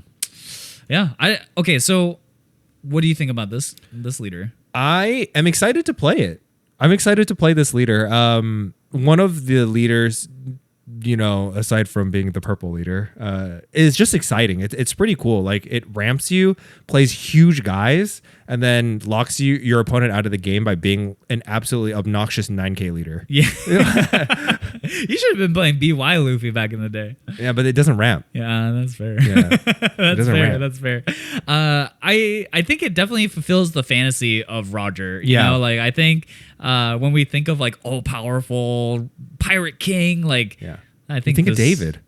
I think of this guy. Yeah. And I think it lives up to that fantasy. Yeah. Let's talk about the final leader. No, not quite final. Oh, really? We got Jewelry Bonney. We got the yellow leader.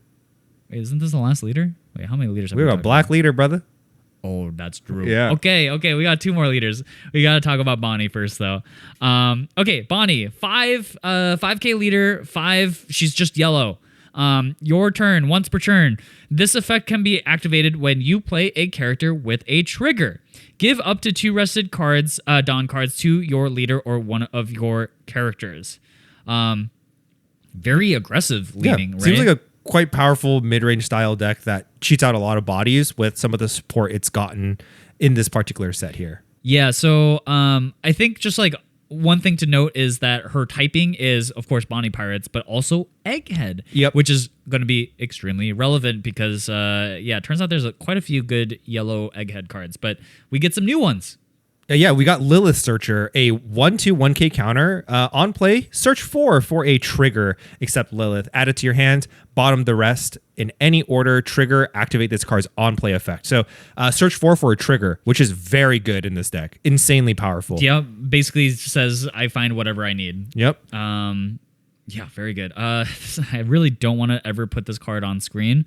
For this next one. You can cut off the top. Yeah, half. I will cut off the top. Just know that this is a 9 cost, 10K Gooner card. Yeah, dude, whoever drew this is first insane. Of all, whoever hired this artist and gave him the prompt to be like, yeah, you know what, we need her. Just coochie out. Yeah, just the whole Gaza Strip is on there. And this is DeviantArt for sure. Oh my god! What were they thinking? Anyways, dude, Bonney players are on the what is it? Hood Watch? Is that they've got a phone call from the FBI coming. Okay, 9 cost, 10K body. On play, if your leader has the Egghead type, this character gains Rush. Sick. Then your opponent adds the top a card of their life to their hand. Sick. And then of course it has a trigger. If you have 1 or less cards, rest up to one of your opponent's characters with the cost of 7 or less. So sick. So very powerful card. This card is so good. Basically says I take 2 life from you because you ain't countering a 10K. Yeah, and then because it has a trigger, you play this for 9. Your leader, you attach 2 to your leader. Now you're swinging 7, 10, and the 10 just beams one of your life. Yeah. That's gross. It's very aggressive. This card is super aggressive. And on the flip side of things, we got little Appleton. We got 1/1 counter, Vegapunk, that reads, if you have 2 or more given Dawn, this character gains blocker. So you've got a chump blocker in this Bonney deck now that has counter attached to it. Normally these 1/1 chump blockers don't have counter attached. This guy does. Very good. I mean, yeah, it's a little conditional, I guess, but considering your leader, not that conditional. No. But I will say this card doesn't have a trigger. It does not. Which is relevant. Yes. But yeah, we'll move on to the next card. We have the 5 cost 6K Bonney. Eating 1K a bon counter. mi. Bonney eating a bon mi. Yeah, I guess is that she bars is or no? Yeah, kind of. Yeah. I didn't even realize that she was eating a banh mi. Yeah. Supernova typing, Bonney Pirates typing. If this character would leave the field due to an opponent's effect, you may instead return 1 card from the top of your life area face up. Also has a trigger, draw 2, discard 1 from your hand. This card just seems okay. It's a sticky body. It's a sticky body, but I want to kind of preface that it is a 5/6 card with a trigger. So it'll come out of our next card here, 7/7 Stussy, that reads, blocker on play. If your leader is the Egghead type, play up to 1 character with a cost of 5 or less with a trigger from your hand. So for 7 Dawn, you're playing a 7/7 blocker that cheats out of 5/6.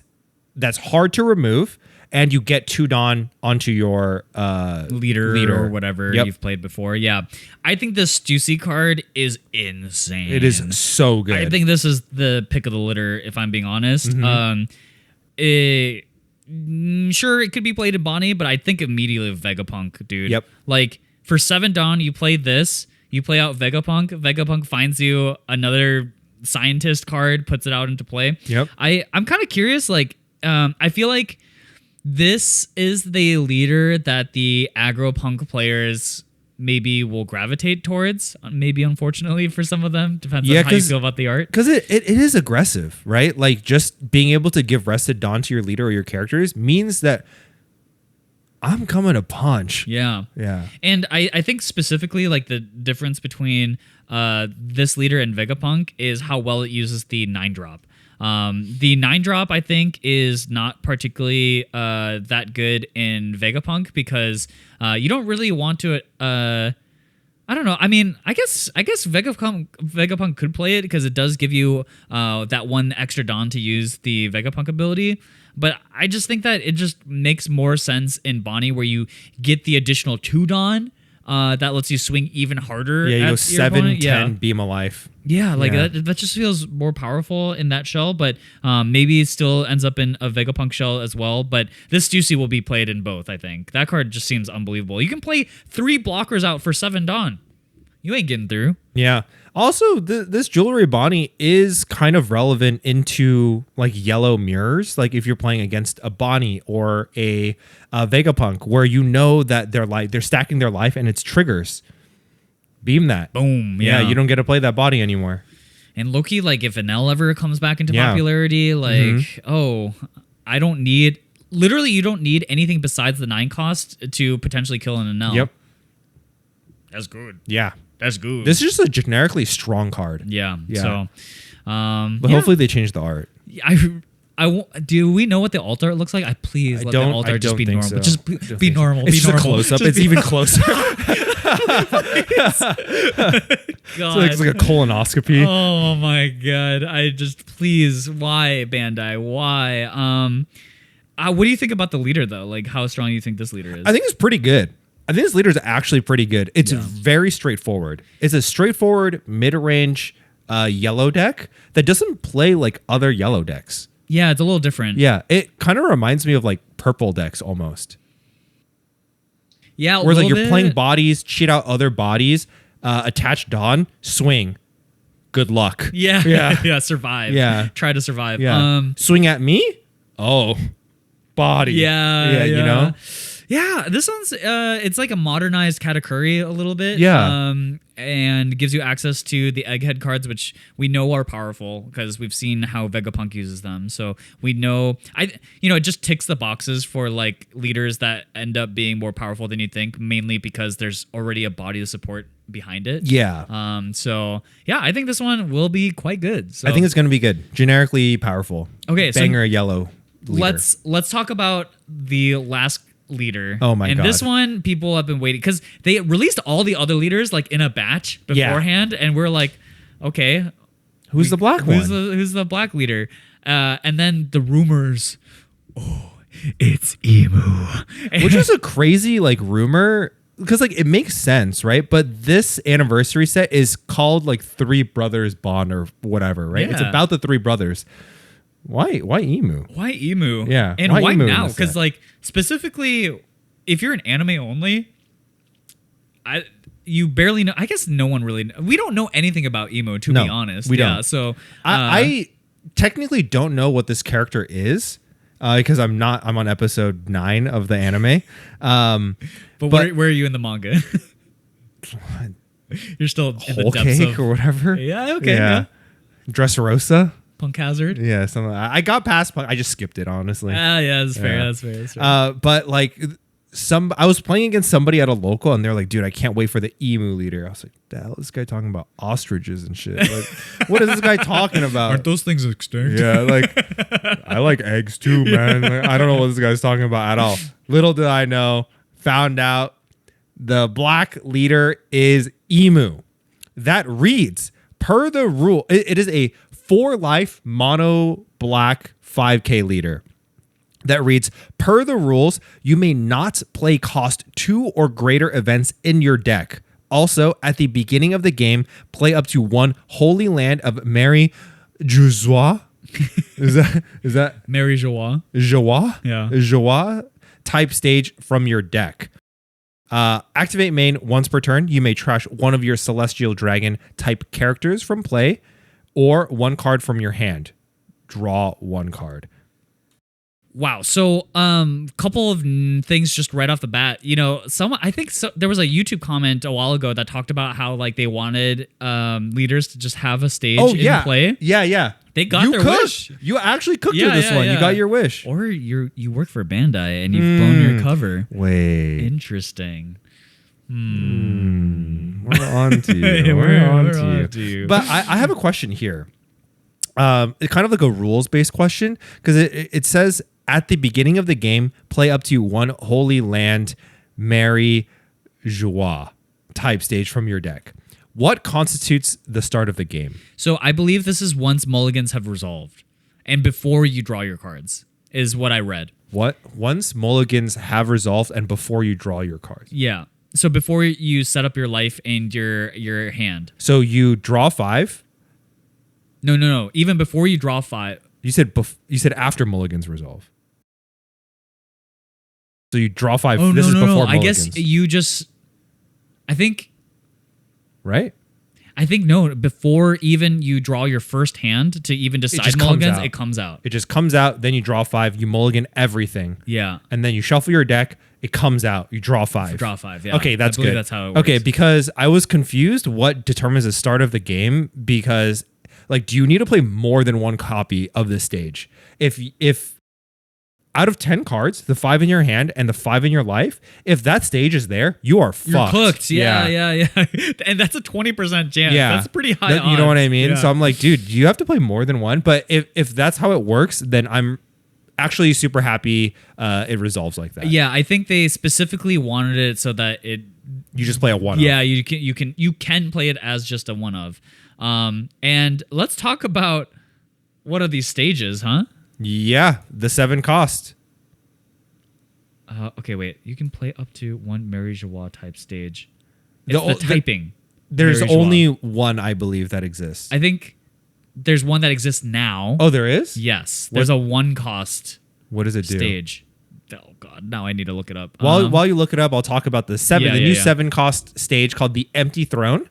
It is a Holy Land Mary Joie stage that reads, your turn, if your trash is 19 cards or greater, give your leader plus 1,000 power. So if you have 19 cards, your leader becomes a 6k leader on your turn only. Activate main, you may rest this card and 3 of your Dawn cards.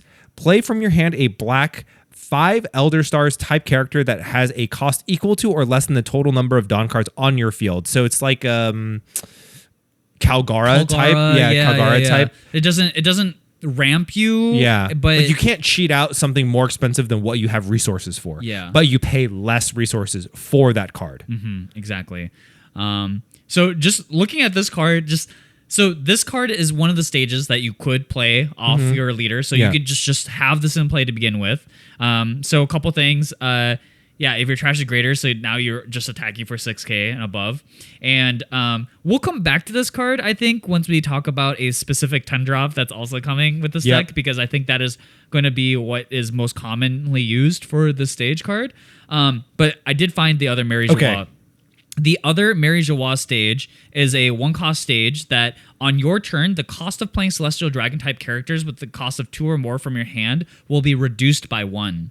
Oh, so that's actually relevant. Yeah, that is quite relevant. And let me just make sure. Yeah, it is a Mary Joie type stage as well. What's the name of the stage? It's called Mary Joie. Okay, but the typing is also Mary Joie. Okay.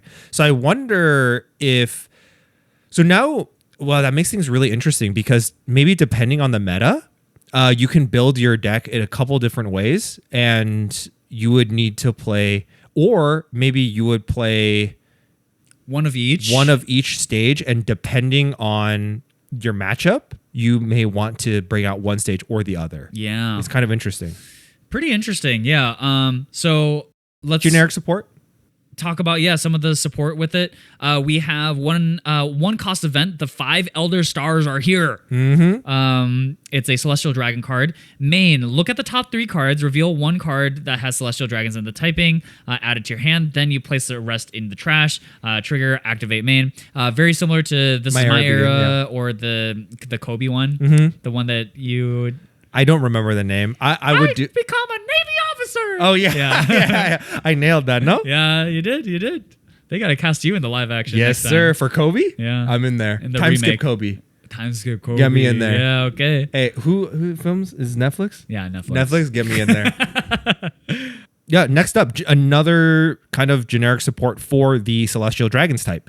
We have Saint Shalria, a 1/0/1K counter Celestial Dragons type card that reads, on play, look at 3 cards from the top of your deck. Reveal 1 Celestial Dragons type card other than Saint Shalria. Add it to your hand, trash the rest, and trash 1 from your hand. Huh. So it is a searcher, but you go down in cards. You go down in cards, but honestly, I don't think that you necessarily care.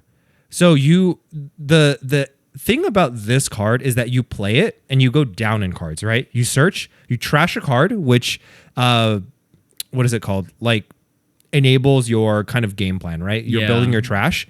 But Emu's leader ability also reads, you may trash one of your Celestial type dragon characters from play, draw 1 card. From play.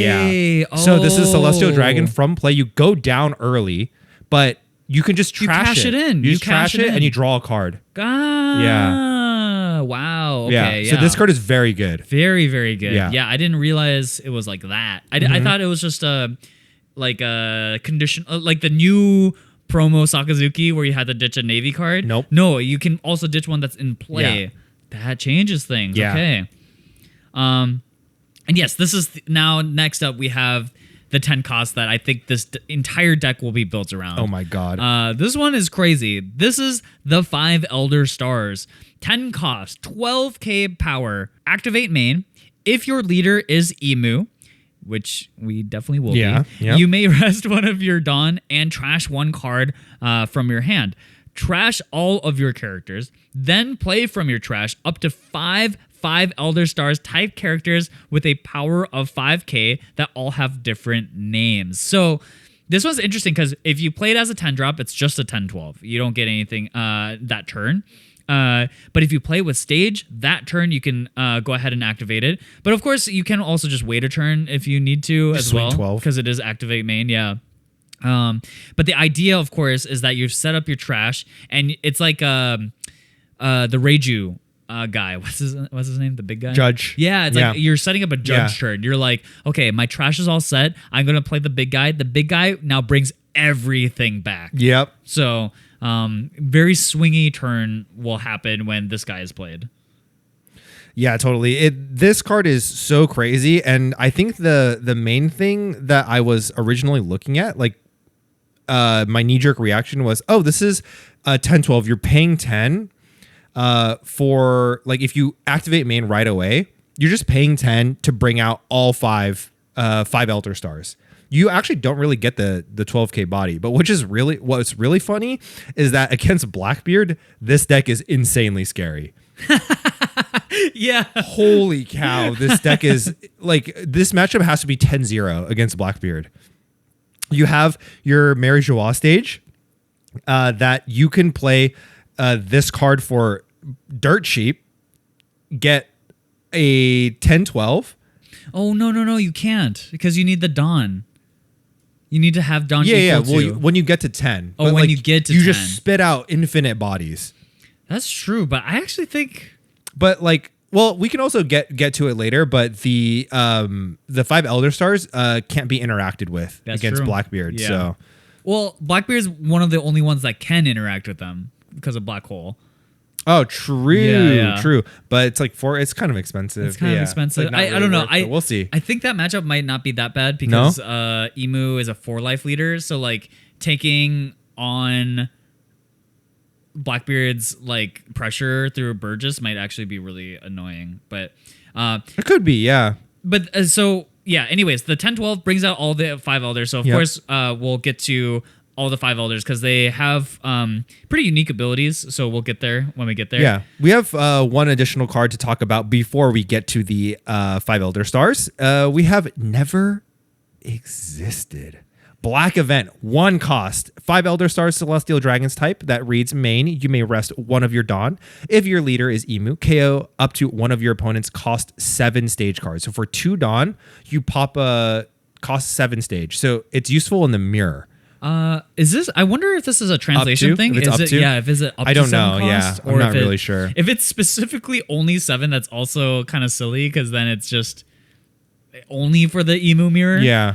But regardless, it's one of the multimodal counter cards, but even more powerful because on counter, if your leader is emu, give your leader or one of your characters 4,000 power for this battle. So insane. A non-conditional rad beam for your leader and your characters. Like normally it's just +3 for your leader. This is +4 for your leaders or your character. Yeah. As long as you're emu, it's unconditional 4K. Yep. Insanely powerful card. 4 of instantly in this deck. Yeah. And you should get us started on our 5 Elder Stars here. Yeah. One thing I want to say, which is so cool, is that the alt arts for these cards were done by Gege Akutami, who's most known for Jujutsu Kaisen. So that's just kind of cool. Apparently, there was a note that he wrote that when he was writing JJK, like I think he got sick or something, or like. I don't know. He had some sort of relationship with Oda, and like Oda helped him out of something, and so he was like, "This is kind of like my payback. Like I want to pay him back for his kindness," and so he drew these cards. Which another side note is that these cards, the 5 Elder Star cards, have a ton of arts. They have the regular arts, they have the alternate arts, and then they have the Elder Star like art treatment. Yeah, which is the same art. But the foiling, I heard, is absolutely nuts on these things. Yeah, one of the things you'll note is that the special foiling and the special arts have this like black lightning that goes through them, and the normal alt art does not. So I wonder if that's going to be part of the foiling. I don't know. It's gonna look crazy. Yeah, these cards look insane. The art on its own, like as I'm holding it in my hand, just looks crazy. But yeah, the first Elder will be Saint J. Garcia Saturn. Black character, 4 cost, 5k power, 1k counter. Of course, Celestial Dragon and 5 Elder Stars typing. If you have 7 or more cards in your trash, this character cannot be removed by your opponent's effects. Beast. On play, look at the top 5 cards of your deck, reveal up to 1 card with the 5 Elder Stars type, and add it to your hand. Then play. So it's a 4/5 that is uninteractable. And it's a searcher. It's like Zorojuro. It's like Zorojuro that you can play for 3 with the stage. Oh, with the stage, yeah, because it's also a Celestial Dragon. Very interesting. Yeah. Want to get us into the next one? Yeah. Let's talk about the next one. 7/5, Saint Shepherd Jupiter. Black character, 7 cost, 5k power special, 5 Elder Stars, Celestial Dragons typing with 2k counter attached. So you got a 2k Celestial Dragons card here. If your trash is 7 cards or more, this character cannot leave play by your opponent's effects. During your turn, if your trash is 10 cards or more, give all of your 5 Elder Stars type characters a base power of 7k. So it buffs all your 5k weenies to 7k bratwursts. Yeah. That's oh my gosh, Bertie. Very, very scary. And note that I think all of these 5 Elder Stars cards have that 7 cards more in your trash. They can't be they can't leave play by your opponent's effects. But yeah, this one giving all of them 7k, because we'll show you the other ones too, but they're all 5k. So this one brings them all up into 7k bodies. Yep. Very good. And as a 2k. Woo. Yep. 2k counter. Instant 4 of. Next one we have Saint Topman War Curie. 4 cost, 5k power, 5 Elder Stars, Celestial Dragon, 1k counter. Same thing, cannot leave by your opponent's effects if you have 7 cards in your trash, but also has blocker. And on KO, draw a card. So a little less exciting than I think the other two. A little bit less, but 4 of. But 4 of, yeah. Clearly a 4 of, and just a blocker that draws you a card. Yeah. Banger for this deck. Yeah, next up, we've got 6/5 Saint Marcus Mars. Black character, 6 cost, 5k power, 5 Elder Stars, Celestial Dragons, 1k counter. If your trash is 7 cards or more, this character cannot leave play by your opponent's effects. And it gains blocker. On play, you may trash 1 card from your hand, KO up to one of your opponent's characters with an original cost 5 or less. This card is incredible. This is like probably my pick of the bunch of the most impactful cards, right? For effectively 3 Dawn with the stage, when you have 6, You may trash one card from your hand, which fuels your game plan. Pop a 5. Original cost 5. So your Sanji pudding ain't safe, brother. Nothing is safe here. This card is incredible. Yeah, it's so good. This card's very, very good. Yeah, and the fact that it also gains blocker too, and absolutely disgusting. Yeah, so good. And we've got more of these guys. We've Final got, one. Saint Ethan Baron v. Nusjuro. What planet is that? Nusjuro. Because they're all Venus. Venus. Oh, Venus Juro. Yeah. Okay. 6 cost, 5k power, 1k counter. If your trash is 7 more, same thing, cannot leave play, but also has rush. On attack, if your trash is 10 or more cards, give up to one of your opponent's characters minus 2k power for this turn. That's on attack. That's on attack and can have rush. So let's think about the situation where we've played the 10 cost, 5 Elder Stars, and now you got all 5 of these guys out. So one is if you have the trash, which you probably do. Although, to be fair, though, you've just brought 5 cards out of your trash. So you really need 12 cards in trash to begin with. At 10 Dawn, you'll have. You should have it. You'll right? have it because you're activating main every turn. You're trashing one and drawing one. Yeah. So you're probably countering pretty heavily too.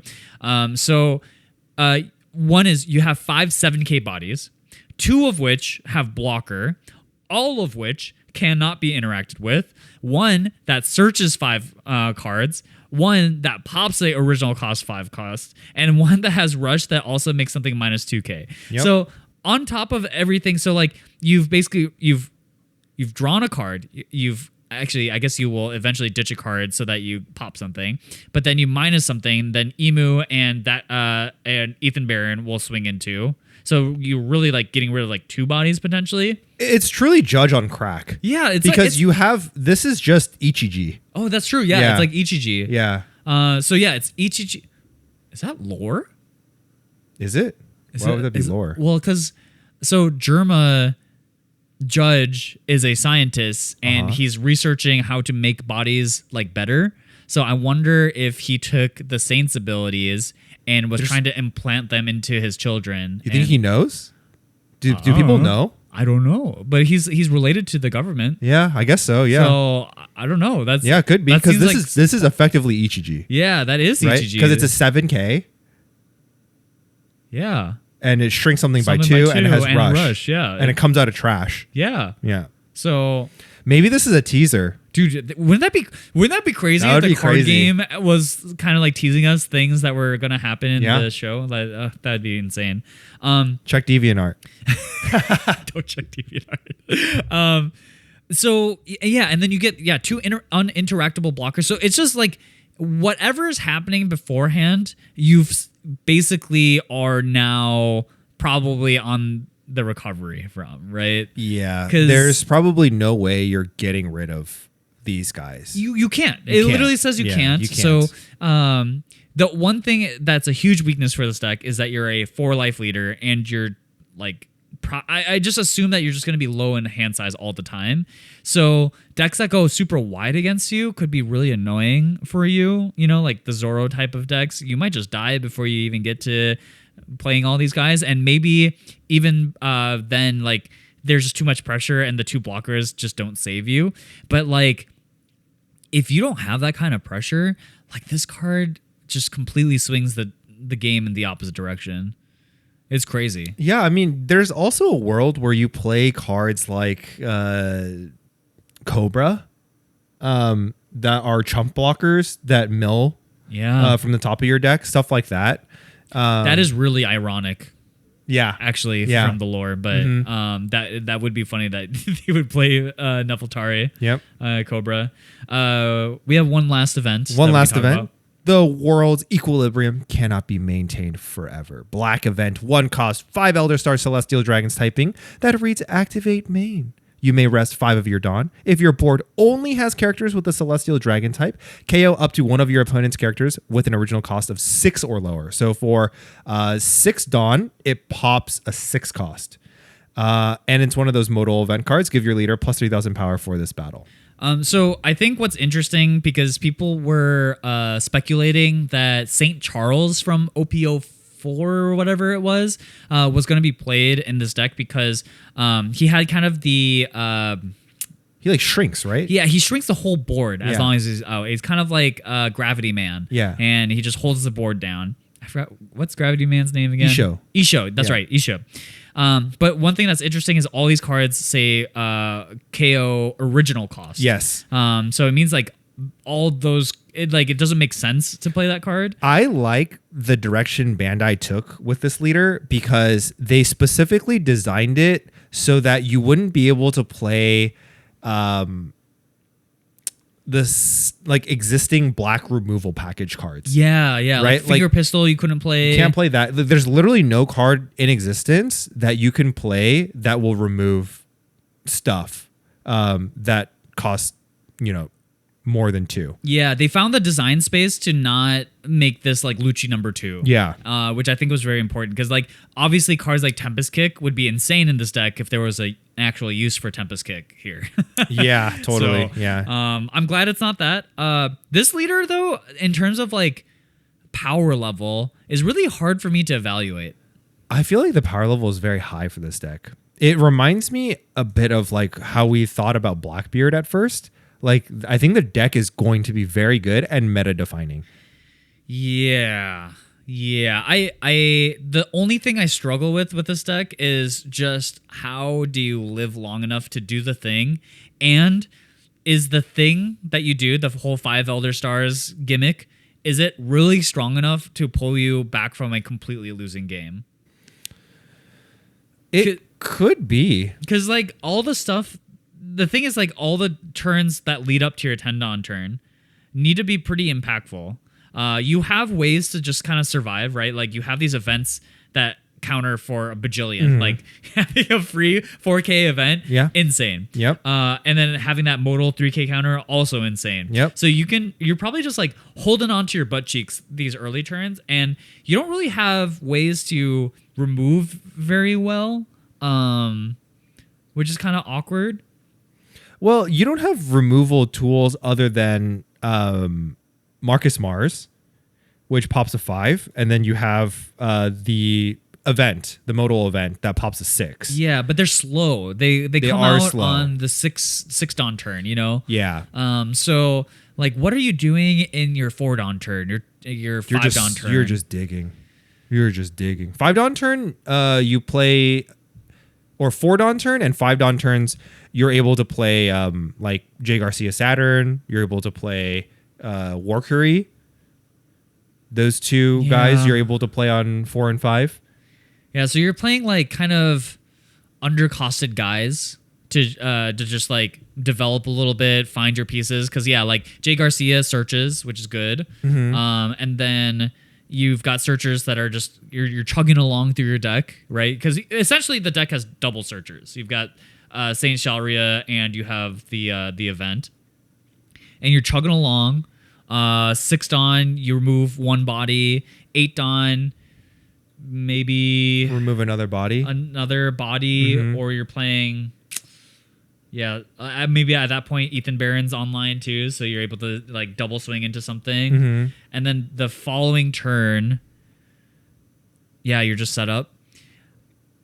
Yeah, I don't know. Maybe that's good enough. Yeah, maybe that's good enough. I will say going first with this deck kind of sucks.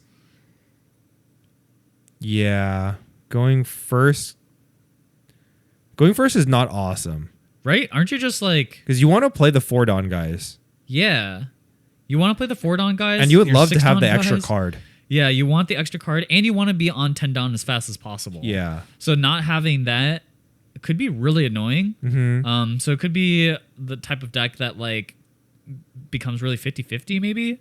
Could be, but I mean that hasn't stopped anything from being meta defining, right? The 50-50 decks. That's true. It's just I'm thinking more of like how fun will this be? Oh, I see. To have Yeah. around. I mean this deck is super cool. Like just the artwork alone, Celestial Dragons typing, the leader being 4 life, mono black. We have no idea who they are. Like it's so cool. Yeah, they definitely cooked. This is the peak villain deck. I think, man, they've done a really good job. I think where even though this deck feels like effects creep again, where just a lot of moving parts are happening. Like you get to have something on a stage just like on before the game starts. Yeah. You have this one card that brings out 5 other cards. Like what are we, Yu-Gi-Oh, Pokemon? But it still feels One Piece. Yeah. You know, it doesn't actually feel all that crazy when you start to break it down. Like it is crazy, but not in the same way Yu-Gi-Oh is crazy. Yeah. And yeah, somehow I feel like they managed to like piece it together well. So I am excited though. Yeah, for this the set set is looking so sick. Yeah. Emu looks sick. Roger looks sick.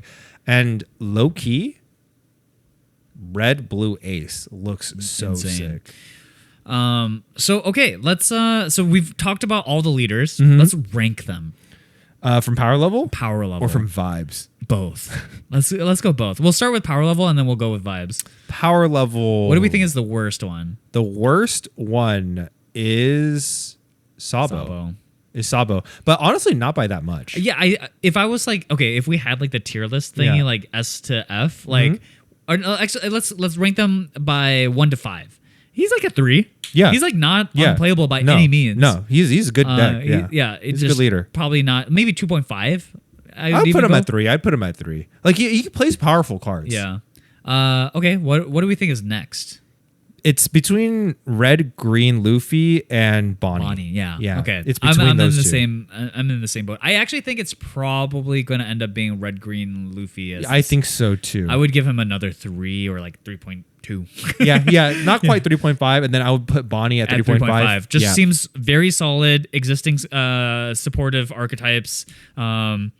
Just seems very solid. Yeah. That's all I can say about that. Boring but solid. Yeah.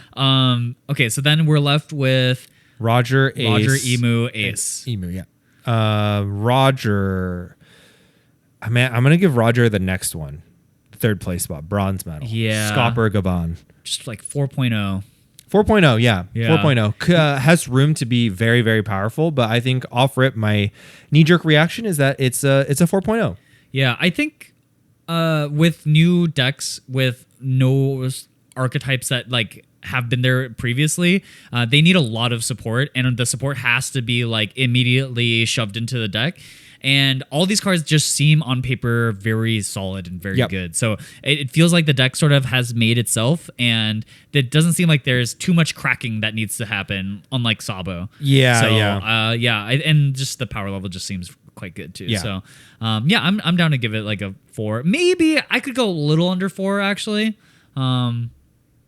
Just because like I wonder if Blackbeard is still meta relevant, like all your ramp is on plays, and that makes me a little scared for the deck because slowing you down to 10 seems really bad for that deck. Yeah. But I think it slows you down to 10, but with access to stage, he also can't remove your guys. I think he just plays it like the Shanks matchup. He doesn't care about you removing. He just goes Turbo Burgess. Oh, okay. Yeah. Gotcha. Yeah, could be. So maybe, I don't know, but I still think he seems quite good. Yeah. So, and then next, I think, oh God, between Emu and Ace, I don't know. I am going to put, dude, I feel like Emu is going to be so good, but I'm just thinking about how powerful Ace is. I think Ace might also end up being a bad matchup for Emu. Yeah. Because you're going to play these hasty guys that are also really annoying to remove. Like, oh, you can remove a 6 cost. Well, you're going to have to do that twice to get rid of my Ace, you know? Yep. You removed my 6 cost? I'm drawing 3. 3 cards, yeah. You know, like, I just think... I just think Ace is going to put a lot of pressure on, and as Emu, you're going to be on the back foot a lot against a deck like that. So I don't know. I think Emu is next, 4.5. Yeah, Emu seems quite good. I think Emu is 4.5, and I think Ace is 5.0. 5.0, just immediately I think the meta best. defining. Yeah, I think the best leader of this batch. Absolutely insane. Like if Emu is 4 life. Ace is insanely aggressive, has access to Flame Emperor, double attack, and then has access to Jambe. When your 10 drop comes out, if you better have a life, or you're gonna take a beating. Yeah, you're gonna explode. Yeah. I guess the one thing that Emu has is just like the really efficient counters. Yeah. So like decks that go wider will just do better into Emu, I think. But yeah, still, that being said, I'm a little scared for how fragile the deck feels. Also, it has a little bit of a lack of Celestial Dragon 2Ks. I think there's, especially after rotation, because I think a lot of the current Celestial Dragons are in OP04. Yeah. Or is it OP05? No, I think it's OP04. I think it's 4. Especially post-rotation, that means... They're going to print more support. Yeah, there's got to be new support, because they do lose... To be honest, I don't even know how many Celestial Dragons they'll end up playing to begin with, like from OP04, but... Because, let's count it out. Yeah, 25 cards or 24 cards already locked up. From the 5 guys and then the 10 cost, right? 24. Yeah. And then you have 4 of the 4K counter, 4 of the 3K counter. You have 1 stage. 1 stage each. Where are we at? 8 times 4, 32, 33, 34. Searchers. 4 of each searcher. So 8 searchers. That's 40 cards. You have like 10 cards left. I mean, sort of the deck builds itself, Yeah. Yeah, actually, it kind of builds itself. Yeah, it's a bit short on 2Ks. So you play. Yeah, you'd have to find some generic 2Ks that you'd play. Like Suru does nothing for this deck, so you want better 2Ks. Yeah, I don't know. Yeah, we'll see. But yeah, okay. So that is all 6 of the leaders, and we've ranked them. And let's go by vibes. What are you most excited? Oh man, I am most excited for Bonney, obviously. Oh man. Oh man. Honestly, it was Roger. Yeah. It was Roger, but honestly, Emu is looking pretty sick, man. Yeah. Emu is looking pretty sick. An alt-arted version of that deck is going to look so cool. I obviously cannot afford that, but honestly, Emu looks super cool. I am most excited for Emu, and then probably tied between Roger and Ace. Yeah. I think those 2 decks are going to be awesome to play, very fun. I'm afraid Roger might be a little bit too one-dimensional, but Ace seems so much fun to pilot. Yeah. I'm with you on Ace. I think Ace, for me, just looks like the most fun and most interesting. Yeah. But after talking about it, Emu looks so sick, it's so dude. sick. Yeah. And I'm not going to lie to you, the art looks amazing on them. So also just the Emu alt art leader looks so dope. So cool. Yeah. Sharingan. Yeah. It just looks so fucking cool. Yeah, I don't know. They somehow just hit everything right in terms of making that deck look menacing and cool. The anniversary set in OP13 is also especially kind of valuable because not only do you have the Elder Stars treatment of the foils, but you also have the SECs, the SEC alt arts, the SEC mangas, and then the SEC fire mangas. Yeah. So and then you've got on top of that, you've got 2 lineups of SPs. You've got wanted posters. Oh, that's right. And you've got the shadow SPs. Dude, we're never gonna be getting any of these cards. Yeah, OP13, get your cases now. It might be too late. Yeah. Honestly. Yeah. It might be too late. You should just know at this point, all the anniversary sets, get them early if you can from Absolute a trusted bangers. source. Yeah, I don't know what I'm going to do. Yeah. No. But that's OP13. Yeah. So let us know what you guys think. What leaders are you guys most excited about coming into OP13? Are you a Roger boy or are you an emo girly? Are you going to Emu Night? Yeah, Emu Night. I'm there, buddy. We'll see you at Emu Night. Yeah, at the Echoplex. Yeah. But yeah, anyways, that's it for this video. Thanks so much for watching. We'll catch you guys in the next one. See ya. Also, in the Primo, we're talking about OP12 pre-release, so go check that out. Bye.